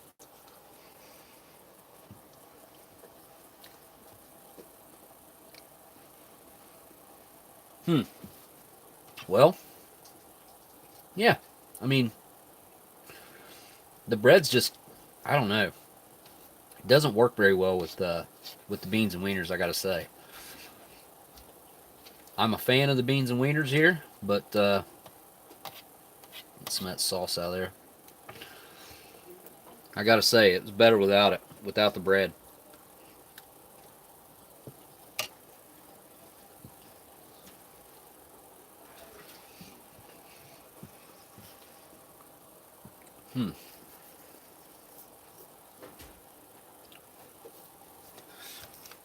Try a little Frank's Red Hot in there. Maybe. There we go.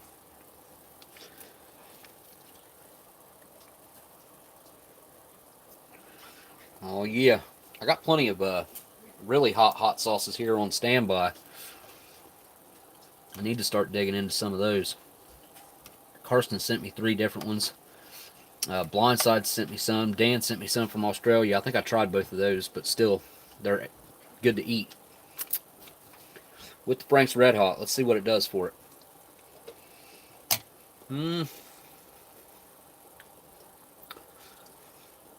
No. Yeah, that's not good. Nope. I mean, I like hot sauce, but really, it's not all that good. Oh, I should tell you guys too. The reason I wasn't on last night, I was out to dinner. I mean, I did make a post about it, but a lot of you guys probably didn't see that. But I planned on live streaming last night, but I was out to dinner and couldn't make it back home in time, so kind of just had to switch it over to tonight. which seems to have worked out quite well, to be quite honest. Quite a few people have been able to show up tonight, which is good. There's a lot of hot sauce in this. Just doesn't taste that good. I mean, it added the typical vinegary hot sauce flavor to it. It just doesn't mix well with the sweetness.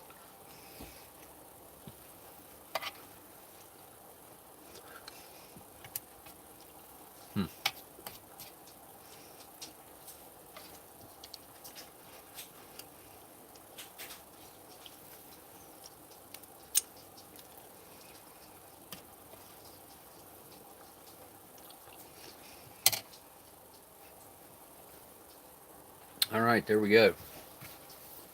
I will move on now.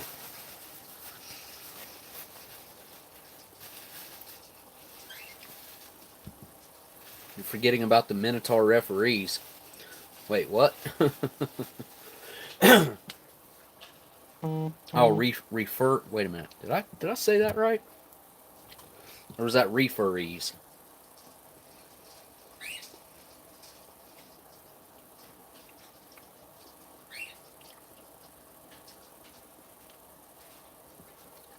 Let's see here.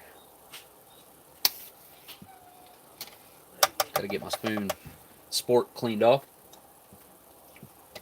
I gotta say, I'm looking forward to that cereal. I ain't gonna lie. But it is time to have...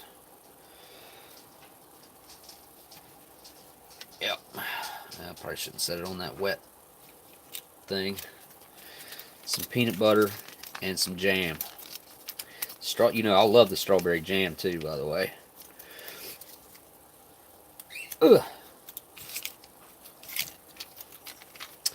And I just heard CT say that the 2018 strawberry jam, or jam in general maybe, is much better in 2018 versus the 2019 stuff.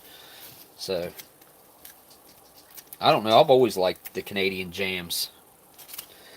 I think they have better jams than we do in the U.S. So let me try this bread just on its own real quick. Tasted weird in the beans and wieners. Yeah, it actually tastes pretty good. Way better than I was expecting. It does have a slight chemical edge to it, which is the preservatives in it that make it shelf stable. It's hard to describe that flavor. I mean, it doesn't really give it a bitterness or anything like that. It's a weird chemical additive that gives it not so great aftertaste.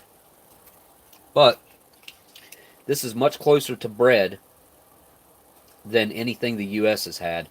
Now, they have those new bagels that I've heard are really good and quite close to a white bread, but I would have to try one to know. I've never had one yet.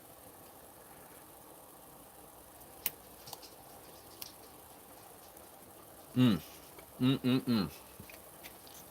that strawberry jam is awesome. It's sweet. It's got nice little seeds in it. The strawberry flavor is just about perfect. That's weird. Made like a weird spout. That plastic.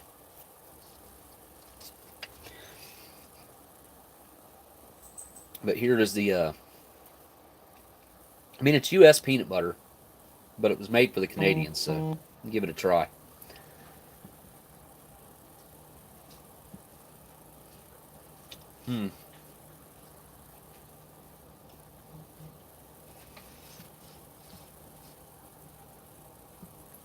The Canadian peanut butter has a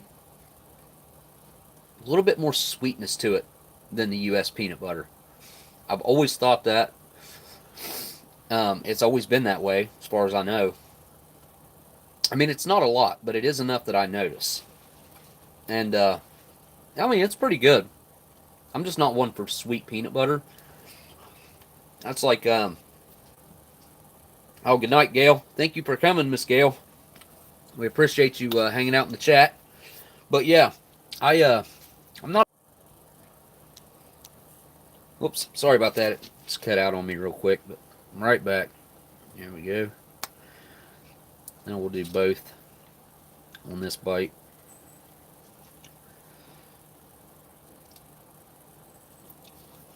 Put some strawberry jam on there.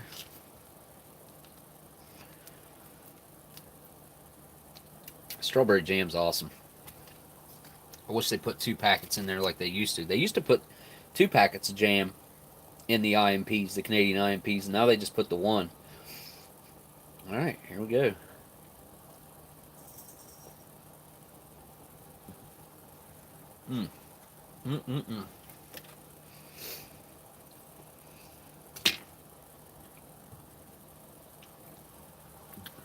That's really good.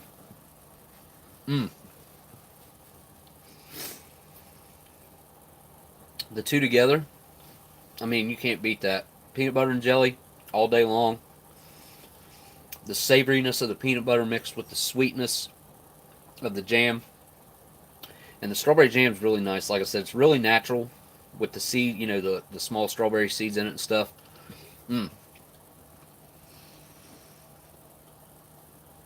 I dig it. Yeah, I could do that. Just about every meal I could have me a peanut butter and jelly like that. It's a little tough to eat, you know, because, I mean, it's just kind of thick and dries you out a little bit. So if you're trying to eat that on the go, you'd have to have something to drink nearby. It's somewhat thirst-provoking. It's the only thing I would complain about with it. Let's see what this sweet and creamy coffee is like from Nescafe.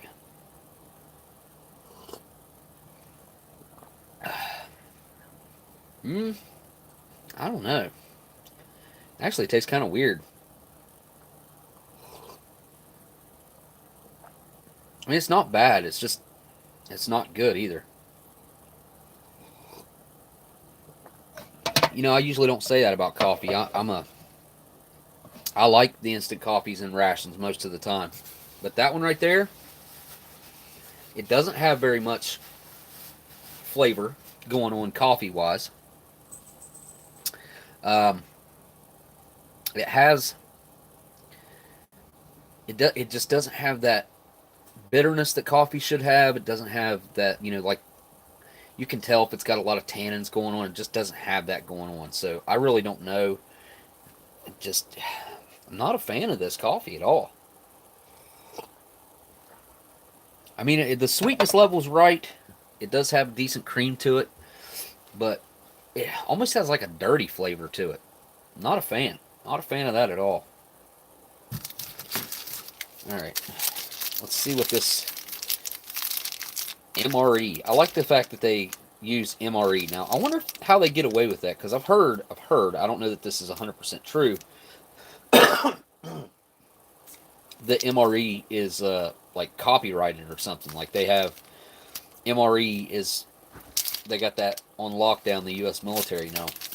These are made by Meal Kit Supply. But I guess since it's Canadian, they can put that on there. I don't know.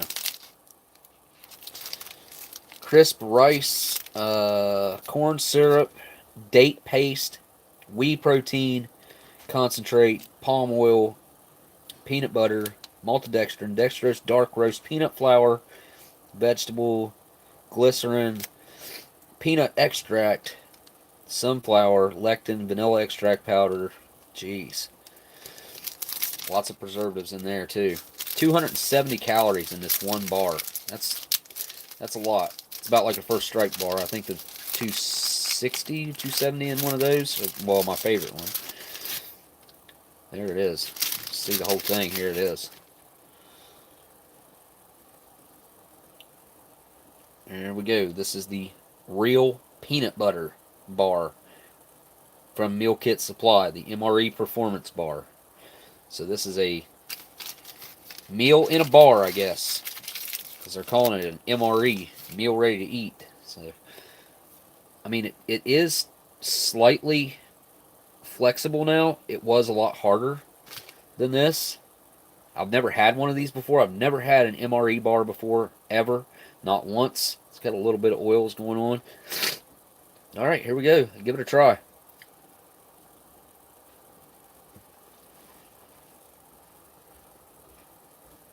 Well, the puffed rice is crunchy. It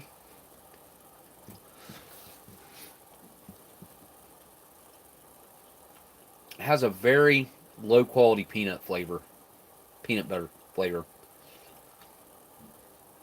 I'm tasting a lot of preservatives in there.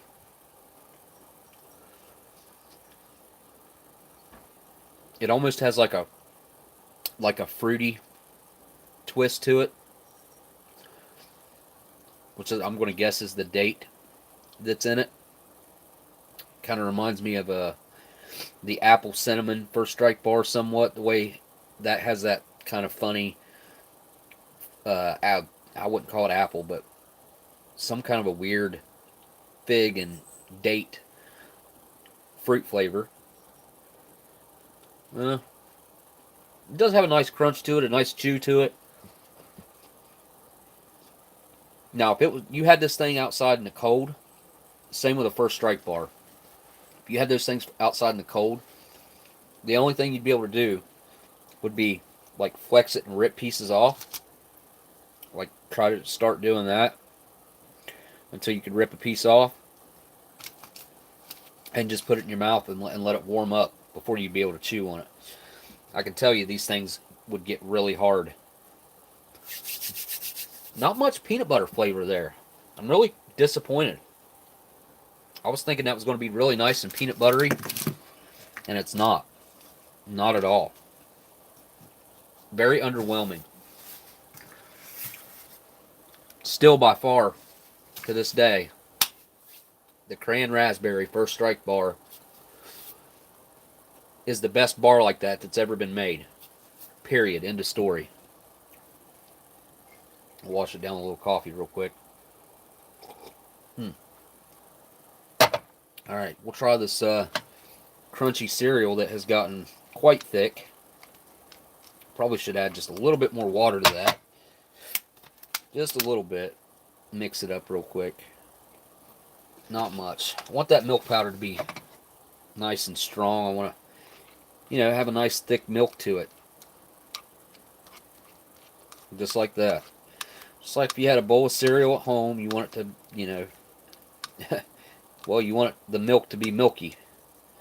And with adding only water and depending on the milk powder to turn into a nice milky consistency, that's what you got to go with. Alright, give it a try here.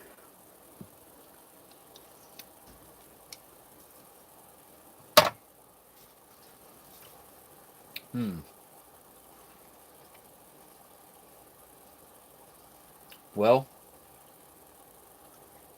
I probably should have eaten it right away, because it is quite soggy, and it's called crunchy cereal. It's very lightly sweet. The sweetness is just, almost non-existent.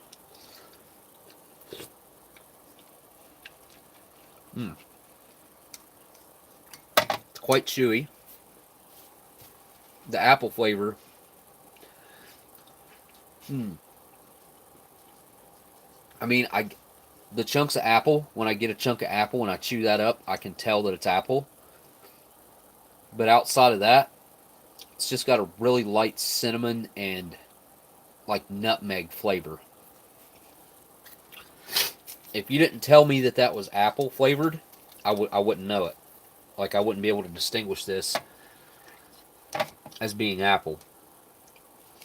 And I like to think that I have a pretty decent palate for picking out flavors. I have a pretty good palate for old food as well. Being able to pick out rancid flavors and things like that whenever a lot of other people wouldn't taste it. And old dry milk, like, I can pick that stuff out from a mile away now. Try a little bit of that strawberry jam on there. Bigger bite. There we go.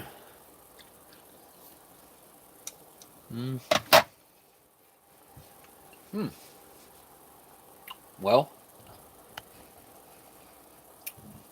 Now that actually added something to it. That was an impressive bite. Made it sweet and tangy. Added a nice, really nice zip to it. Really didn't pick up a lot of the strawberry flavor. Just gave it a really sweet and tangy twist that it needed. That was really good. If I didn't like the jam so well on its own and had all that bread back there, which I still need to eat some more of, I would just dump all this into the cereal. Huh. Yep.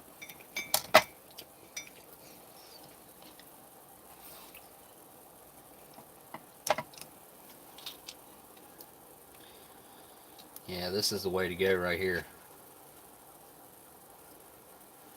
So that jam kind of didn't want to come off there. It's because it's got a really nice stringiness to it. Basically, it's just, see the seeds in there? Really nice and natural. It's really good.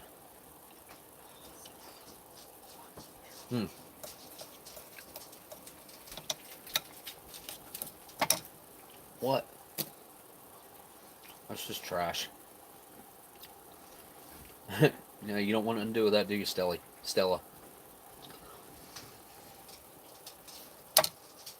Yeah, the strawberry jam improves the apple.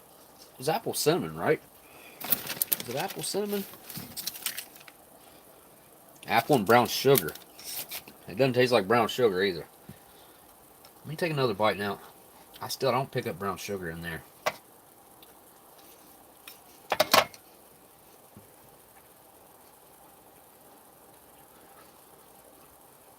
Tastes more like molasses to me. Huh. Forgot about the grape drink.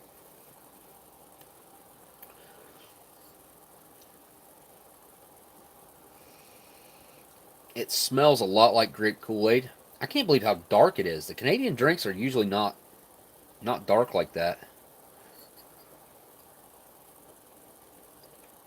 I had a 80s grape drink last Saturday, and it was the same color as this one. It was really dark, that dark purple, just like this. The good old purple drink.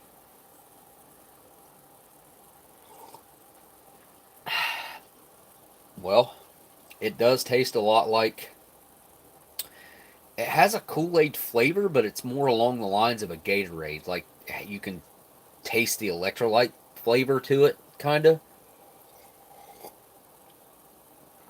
And I mixed this lean too. It's got a little bit of a sourness to it. I don't know if that's from where I just had that sweet cereal and jam, maybe. Huh. Good night, Tracy. Thank you for stopping by and hanging out, my friend. Man, I wish I could open up my display case back there.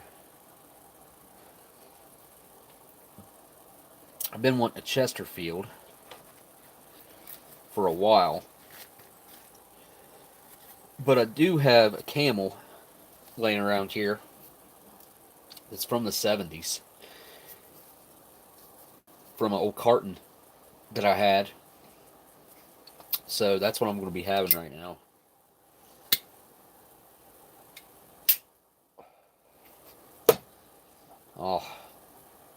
Oh, ain't nothing like that.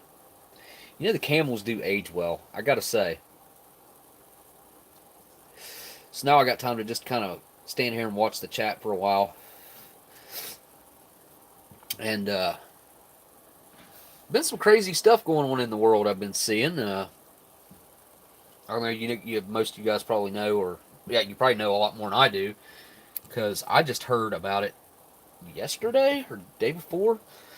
The that thing we got going on. Is it Iran?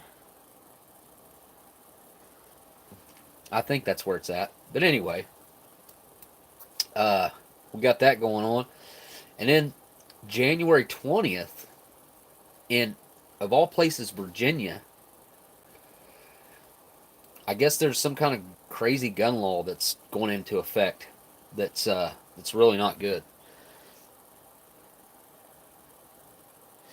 Fireball Fred, yeah, man. A lot of people hate on a smoker, buddy. Yes, sir. Emailed me a couple times. Not sure if you got them, but you got to go for the night. Let me check. I might not have got it. I got a new. Nope. Nope. Nope. Nope. Nope. I'm not seeing anything, Althea.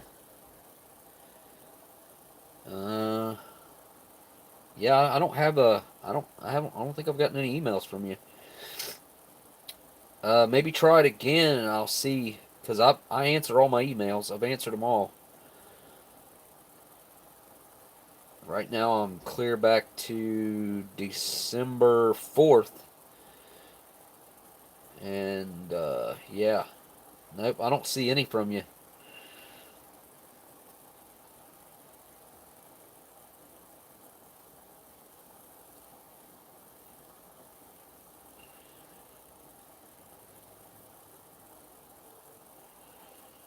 Huh? Yeah, that's a good question. How long are you gonna be gone for there, Jaden?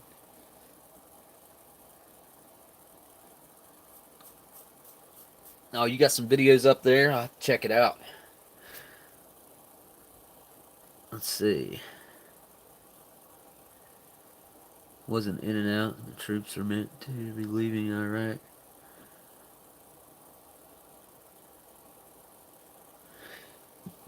Ugh.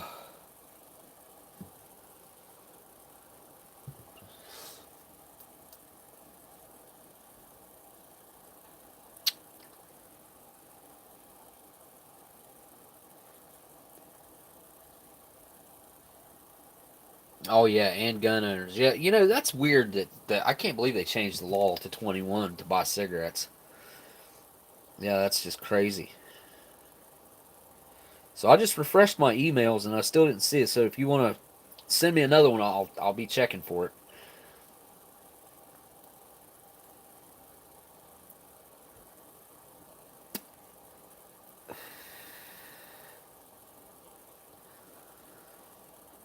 Get laughed at and kicked out all the time, and I keep coming back. What are we talking about?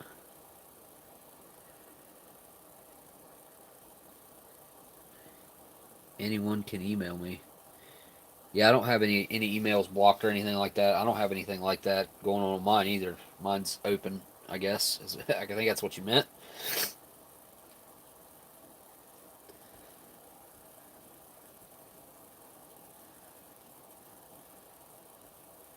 Yeah, that's the topics that I brought up are obviously tough. I saw one thing I did see was where the History Channel is, or history. It's not the History Channel. It's just history, which I didn't know that till recently. I always thought it was the History Channel, but it's actually just history. So history, new shows coming. Well, it's not new. It's actually second season, I believe, but it's called Project Blue Book, I believe, or just Blue Book. And I watched that whole first season. I was really into that show. I really liked it. Uh, Winging it with Irish Colleen. Just bought my first AR-15 while we still can in Illinois. Yeah, see, that's the thing. Like, I don't. Okay, so I heard in Virginia like that they're going to send National Guard in, go door to door and everything. And I heard that the National Guard's not going to do it. Heard that different sheriffs are going to deputize people if need be. It's I don't know. It's crazy. And you like Virginia, that period, end of story. I don't think that it should be going on anywhere anyway. Uh, but that's just my opinion. So that means about not much. Everybody has their opinions.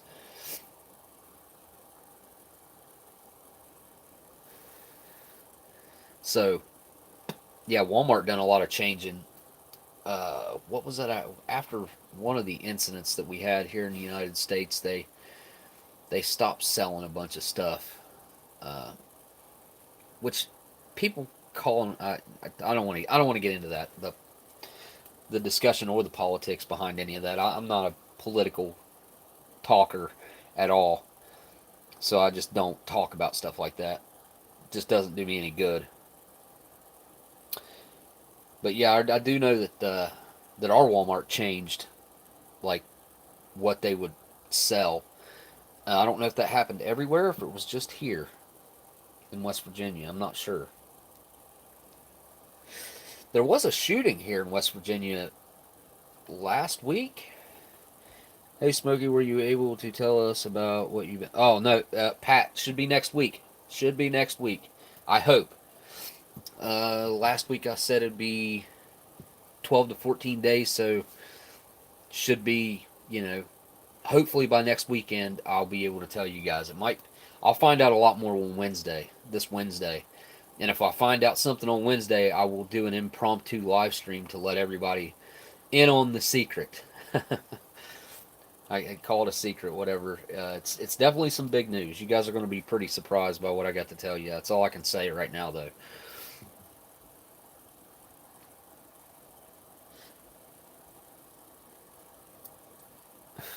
Oh, they don't sell pistols or mid-size ammo, rifle ammo. Huh. I didn't know that either. I don't think ours ever had pistols ever. None of the ones that I knew around here. I don't remember them having any pistols. It was just always long guns, long things. That's probably going to get me demonetized for saying that.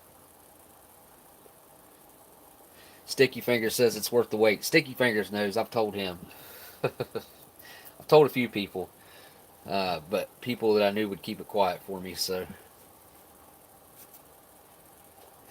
yeah, I thought Walmart still sold, just whatever, ammo wise.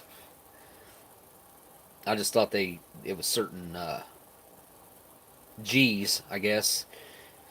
I can't even spell it out because the stupid algorithm will pick me up. They're probably already going to pick me up.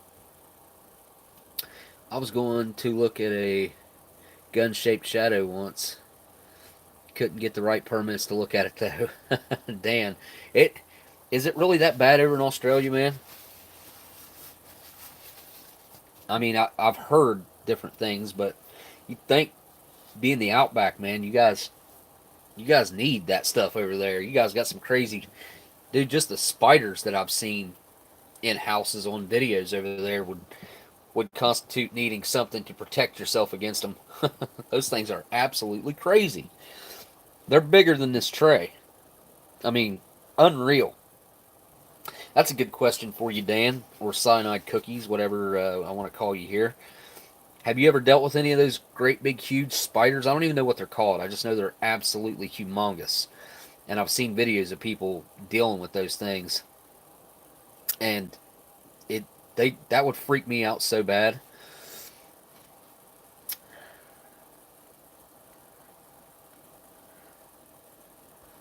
Need to be a farmer or someone to say you will be using to protect stock and stuff. Huh. I wondered about that. I've always kind of wondered about that. I've never really asked anyone, though. Especially I haven't asked anyone that lives over there. So,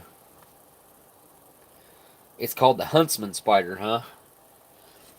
Oh, I'm going to diss it. I couldn't. Oh, my goodness.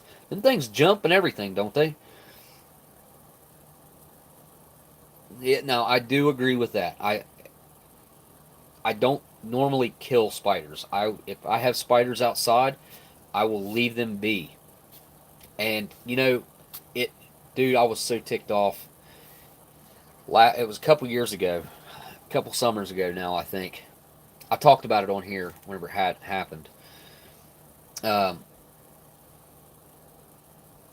anyway, I had a writing spider. I don't know if you guys know what those are, but they literally write stuff in their webs, or it looks like they're writing stuff in their webs. But I'm going to tell you a story really quick about the writing spider that it still blows my mind to this day. But I had a writing spider out front here of my house, and it's the first one I had seen since I was a little kid. I was probably 7 or 8 years old. Maybe, I mean, I was probably between, I'm going to say 6 and 8 years old, maybe. I'm not sure exactly how old I was. I can't remember that. my age. But my grandma had a riding spider out in front of her house, and you guys, you're not going to believe me, but this was long before everybody had cameras on them all the time, and we'd really have a nice camera back then. I wish we would have, and I wish we would have taken pictures of this, because my grandpa's name was Russ, and my grandma's name was Mary.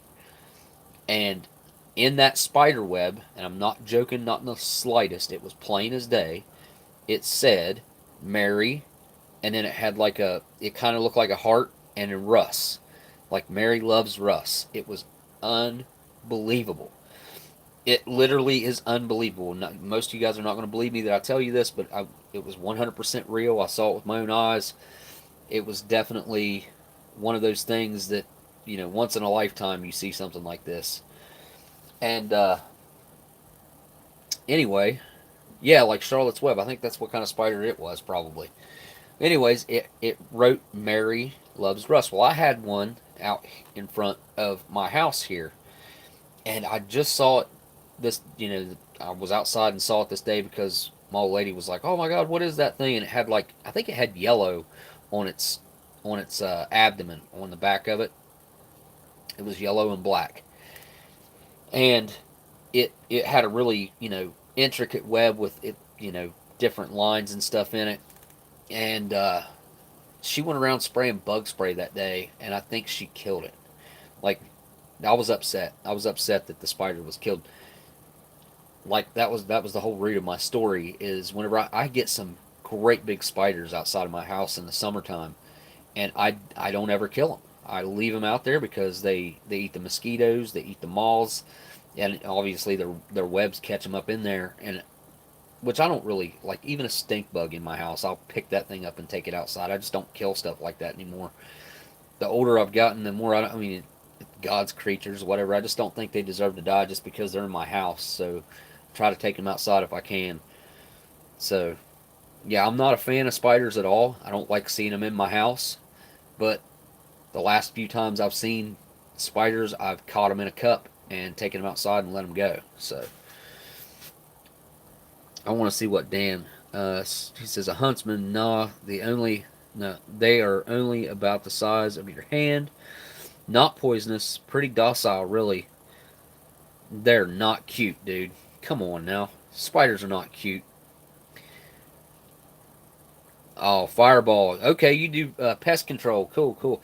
That's what Shocker 71 does too. He does the bed bug stuff, the cockroaches, the termites, anything insect related.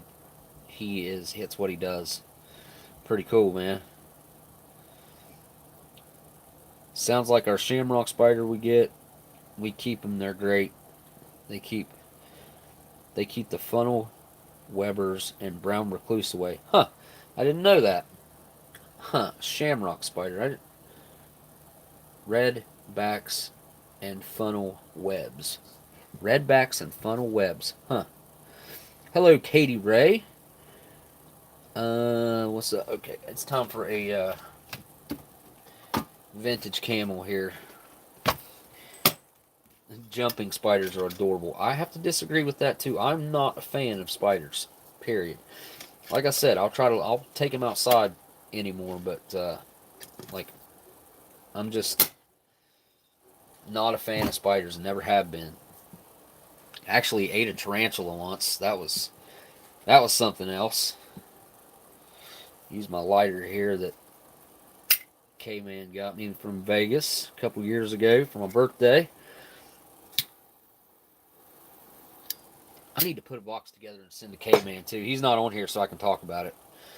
Hey, Oldsmokey, love the Superman glass and that awesome survival kit. Well, thanks, Mad Dog. Appreciate you hanging out on the live stream. Hey, all, how's it going this evening? Gundog just stopped in, I see. What else here? Yeah, I went through a part of a hot climate kit, and we opened up a food packet survival general purpose that was in there. It was 1989, so it would have been 31 years old. Well, call it 30 years old. And yeah, because it just turned 30 in December of 2019. But man, oh man, when you talk about rancid, that thing was so stinking rancid that, oh, I think it messed with my head a little bit. It was so bad. The soup and gravy base, I think, might have went rancid. The oils in that might have went like super rancid. The fats separated, leaked all over everything in there. Everything in there was wet, just wet with fat and oils. It was just absolutely disgusting and gross. But it was cool looking through that kit. I definitely want to take you guys through my hot climate kit that's 100% complete. Um,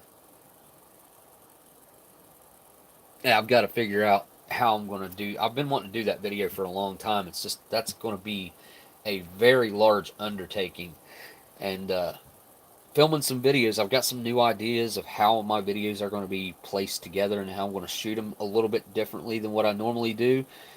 It's going to save some time on editing, but it's also going to change the style of my video just a little bit. And yeah.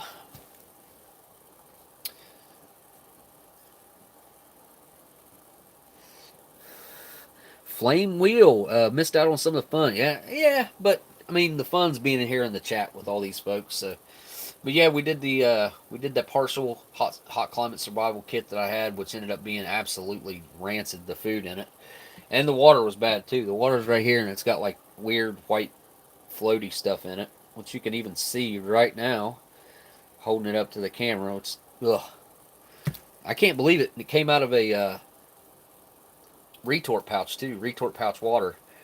Just never imagined it would go bad. I've drank canned water from 1952 that was absolutely perfectly fine. I did all the water tests on it, tested it for lead, tested it for everything, and it passed all the tests. And I tasted it. It didn't really taste too bad, too canned.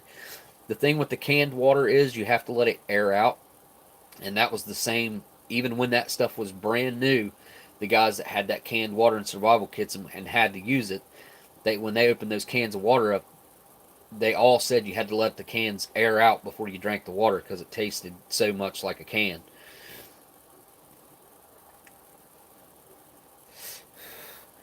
Changing the style of your vids, like wearing a dress different. Oh yeah, dude, I'm going to turn the camera around, and I've got some really nice flower. Oh, what is it called? Shoot, now I can't remember what it's called. Wardrobe. That's the word I was looking for. Wow, that was a brain fart. But yeah, I got some really cool flowery wardrobe that I'm gonna be sporting for the new style of vids. Changing my whole style. No more hat. I'm gonna have a tiara.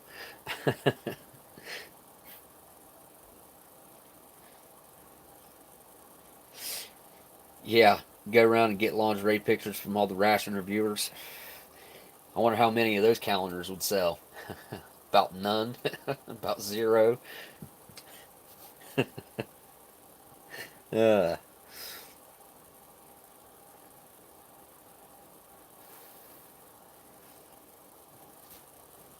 yeah, I can't wait till like a week from now. I definitely can't wait to be able to share the news with you guys. That's for sure. It's gonna be something else. It's pretty exciting, I gotta say. Which I don't think I'll be home next Saturday. Oh hey, there's Blindside. Howdy y'all. Sorry I missed the stream. Just got back from a 6-hour drive. Have to work. Wait a minute. And have to work. Have a good night all. You gotta work, huh? The 6-hour drive wasn't work? Because I know you're usually driving a truck. Yeah. Smitty remembered. Billy Blindside. Oh boy. I think I came up with that whenever we were in Kentucky, and I was like, yep, now I'm going to call you Billy Blindside, and I haven't done it. I feel like you probably didn't want that, or it would have been your name in the first place. So it's only 7:35 for you, Jaden. So that means you're on the West Coast then, right? Got to be what, in California? I'm going to guess. Definitely on the West Coast if it's 1935.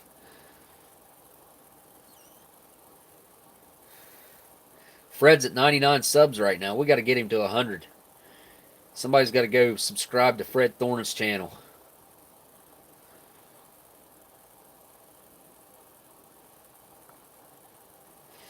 $9.35 in Nebraska. So that's $10.35 here, I believe. Yeah, that'd be about right. Started a live stream and then had to stop it really quick, which I need to go delete that real quick. Should have done that already, but I didn't. Ooh. I'm kind of glad I didn't eat all the beans and wieners, knowing how high the sodium is in that. My gosh. Yeah, that stuff is just, woo.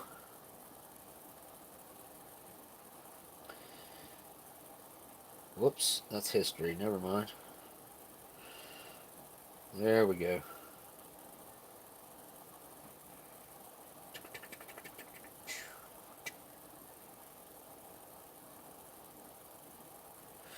Oops. Yep, I guess I did delete that. Huh. Oh well. I was on there for like 45 seconds, didn't even realize I was on there. Did we have Fred hit 100? Good deal. Maybe we can have him hit 110, 120, 130, 140, 150. Everybody go subscribe to Fred's channel. We can double his subscriber count in one night. How many times can you say that's ever happened? Double Fred's subscriber count. Should be able to boost up Viper's subscriber count too. Okay, this coffee tastes way better cold than it did hot. I mean, it's not hot. It's like room temperature, lukewarm, I would call it.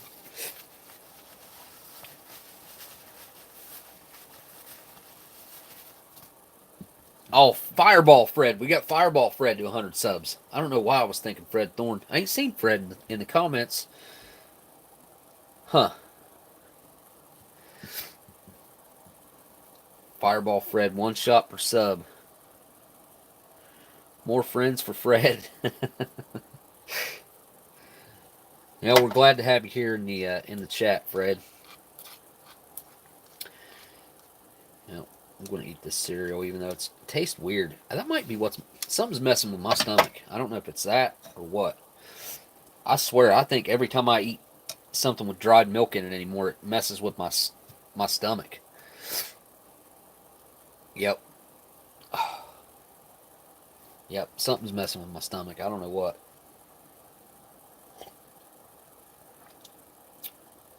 Yeah, I should have probably only put about half the water in that.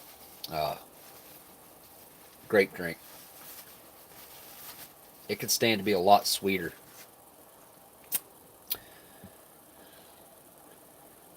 Yeah, it might. Yeah, could be the soup. Could be the soup. I forgot about eating the soup. Yeah. Plus this coffee back here that just smells absolutely horrible. It's in a good cup, but it's not good coffee. That, and it was kind of, I don't know if that was moldy or where it was just a little bit of a light crystallization on the top. Might have been the, I've heard that caffeine crystals will separate, but I don't know if that's true or not. I think it's probably, anytime you see something white in coffee like that, it's probably mold. Denise says it's probably the gutbuster combo of all those. Yeah, like, if you look at one of these military meals, honestly, like, sitting down and eating every bit of this at one time, even just mixing beans and wieners with cereal, coffee, cream, and sugar, peanut butter and jelly, grape drink, and then the weird soup and gravy base, and this also weird peanut butter MRE bar. Just everything mixed in your stomach together. Think about that. That is just a very oddball way of, it's just an oddball meal in general. Me, I would probably just eat this, if I was just going to eat this out, not in a review or sitting down, I would probably eat the cereal on its own. I would probably have this on its own. Then I'd probably have the coffee with the peanut butter and jelly. And then I'd probably just have the grape drink on its own, or maybe with the peanut butter bar. Something like that. wouldn't be everything together like this, like we do in reviews. So yeah, it's it does make for a weird combination in your stomach. I gotta say, it's not normal by any stretch of the word. So not a normal, like, I would say not a normal meal. And then if you added peaches into that mix, because I didn't even open these, and that's weird. Is that from the oils that were on my fingers, or was that thing just like that when I took it out of the box? I think it was like that when I took it out of the box. Weird. Really weird. Huh. Alright, well, you know what? This has been one of the longer, or not longer, but most viewers, larger viewer counts that I've had on a live stream in a good while. It's really nice to have everybody here hanging out on a Sunday night, not a Saturday night, so it's really cool to have everybody here. It might be easier for folks to get in on a Sunday night, because a lot of times people want to be out and doing stuff on Saturday nights. You only get that night off, really. Friday, you work during the day. You're off Friday night, but you're beat from being at work. Saturday, you want to go do something. Then Sunday, you kind of rejuvenate and chill out. Sunday evening, you can sit, kick back, watch a little YouTube, hang out on a live stream. So maybe it is a little better to do it on a Sunday. I don't know. I used to think doing it on Sunday was bad because of church, but if I do it in the evening like I do, starting at 8 o'clock, which that's East Coast time, and I usually haven't done it because I'm on West Coast, that's only 5 o'clock, and folks that go to church are going to miss it. So yeah, that's the reason I used to not do it. But, I might start doing them on Saturdays or Sundays. I don't know which. I like this Sunday night seemed really good. So, I don't know. But I can't wait to make the announcement to you guys that, like I said, if I find out like Wednesday or Thursday that the announcement's going to be made, or that I can release the information that I want to release to you guys, I will have an impromptu live stream. So definitely watch out for that. I'll make a post about it, like, I don't know, and it'll probably just be me flipping the camera around and talking to you guys about it. Maybe. I'm not really sure how that'll go down. Depends on where I'm at, if I'm still home, or what's going on. So that's how I hate not knowing. Yeah, well, Denise, you're just gonna have to wait. Sorry. Sorry. Or you can email me. Email me, Denise, and I'll fill you in. Yeah, do that. My email's down in the description. It's easy to find. It's Oldsmokey at 1969, or Oldsmokey1969 at gmail.com. So, and also, anybody that comes across any cool old food that's still sealed up, any type of vintage food, like anything really, any, when I start naming food, any food at all. And when I say vintage, I'd say, let's say 35 to 40 years older, up to, as old as you can think of, or as old as you can find, anything like that. If you guys find something like that, hit me up, and $49, and I'll split the beans. Spill the beans. Oh, sticky fingers. That's funny. Um, but yeah, anything you guys find like that, shoot me an email, and we'll figure something out. I'm definitely looking for any types of old food that anybody can find, like literally anything. So yeah, definitely hit me up with any type of old foods you can find. Email me, and like I said, we'll figure something out. But cool, man. Really appreciate everybody hanging out as long as they have.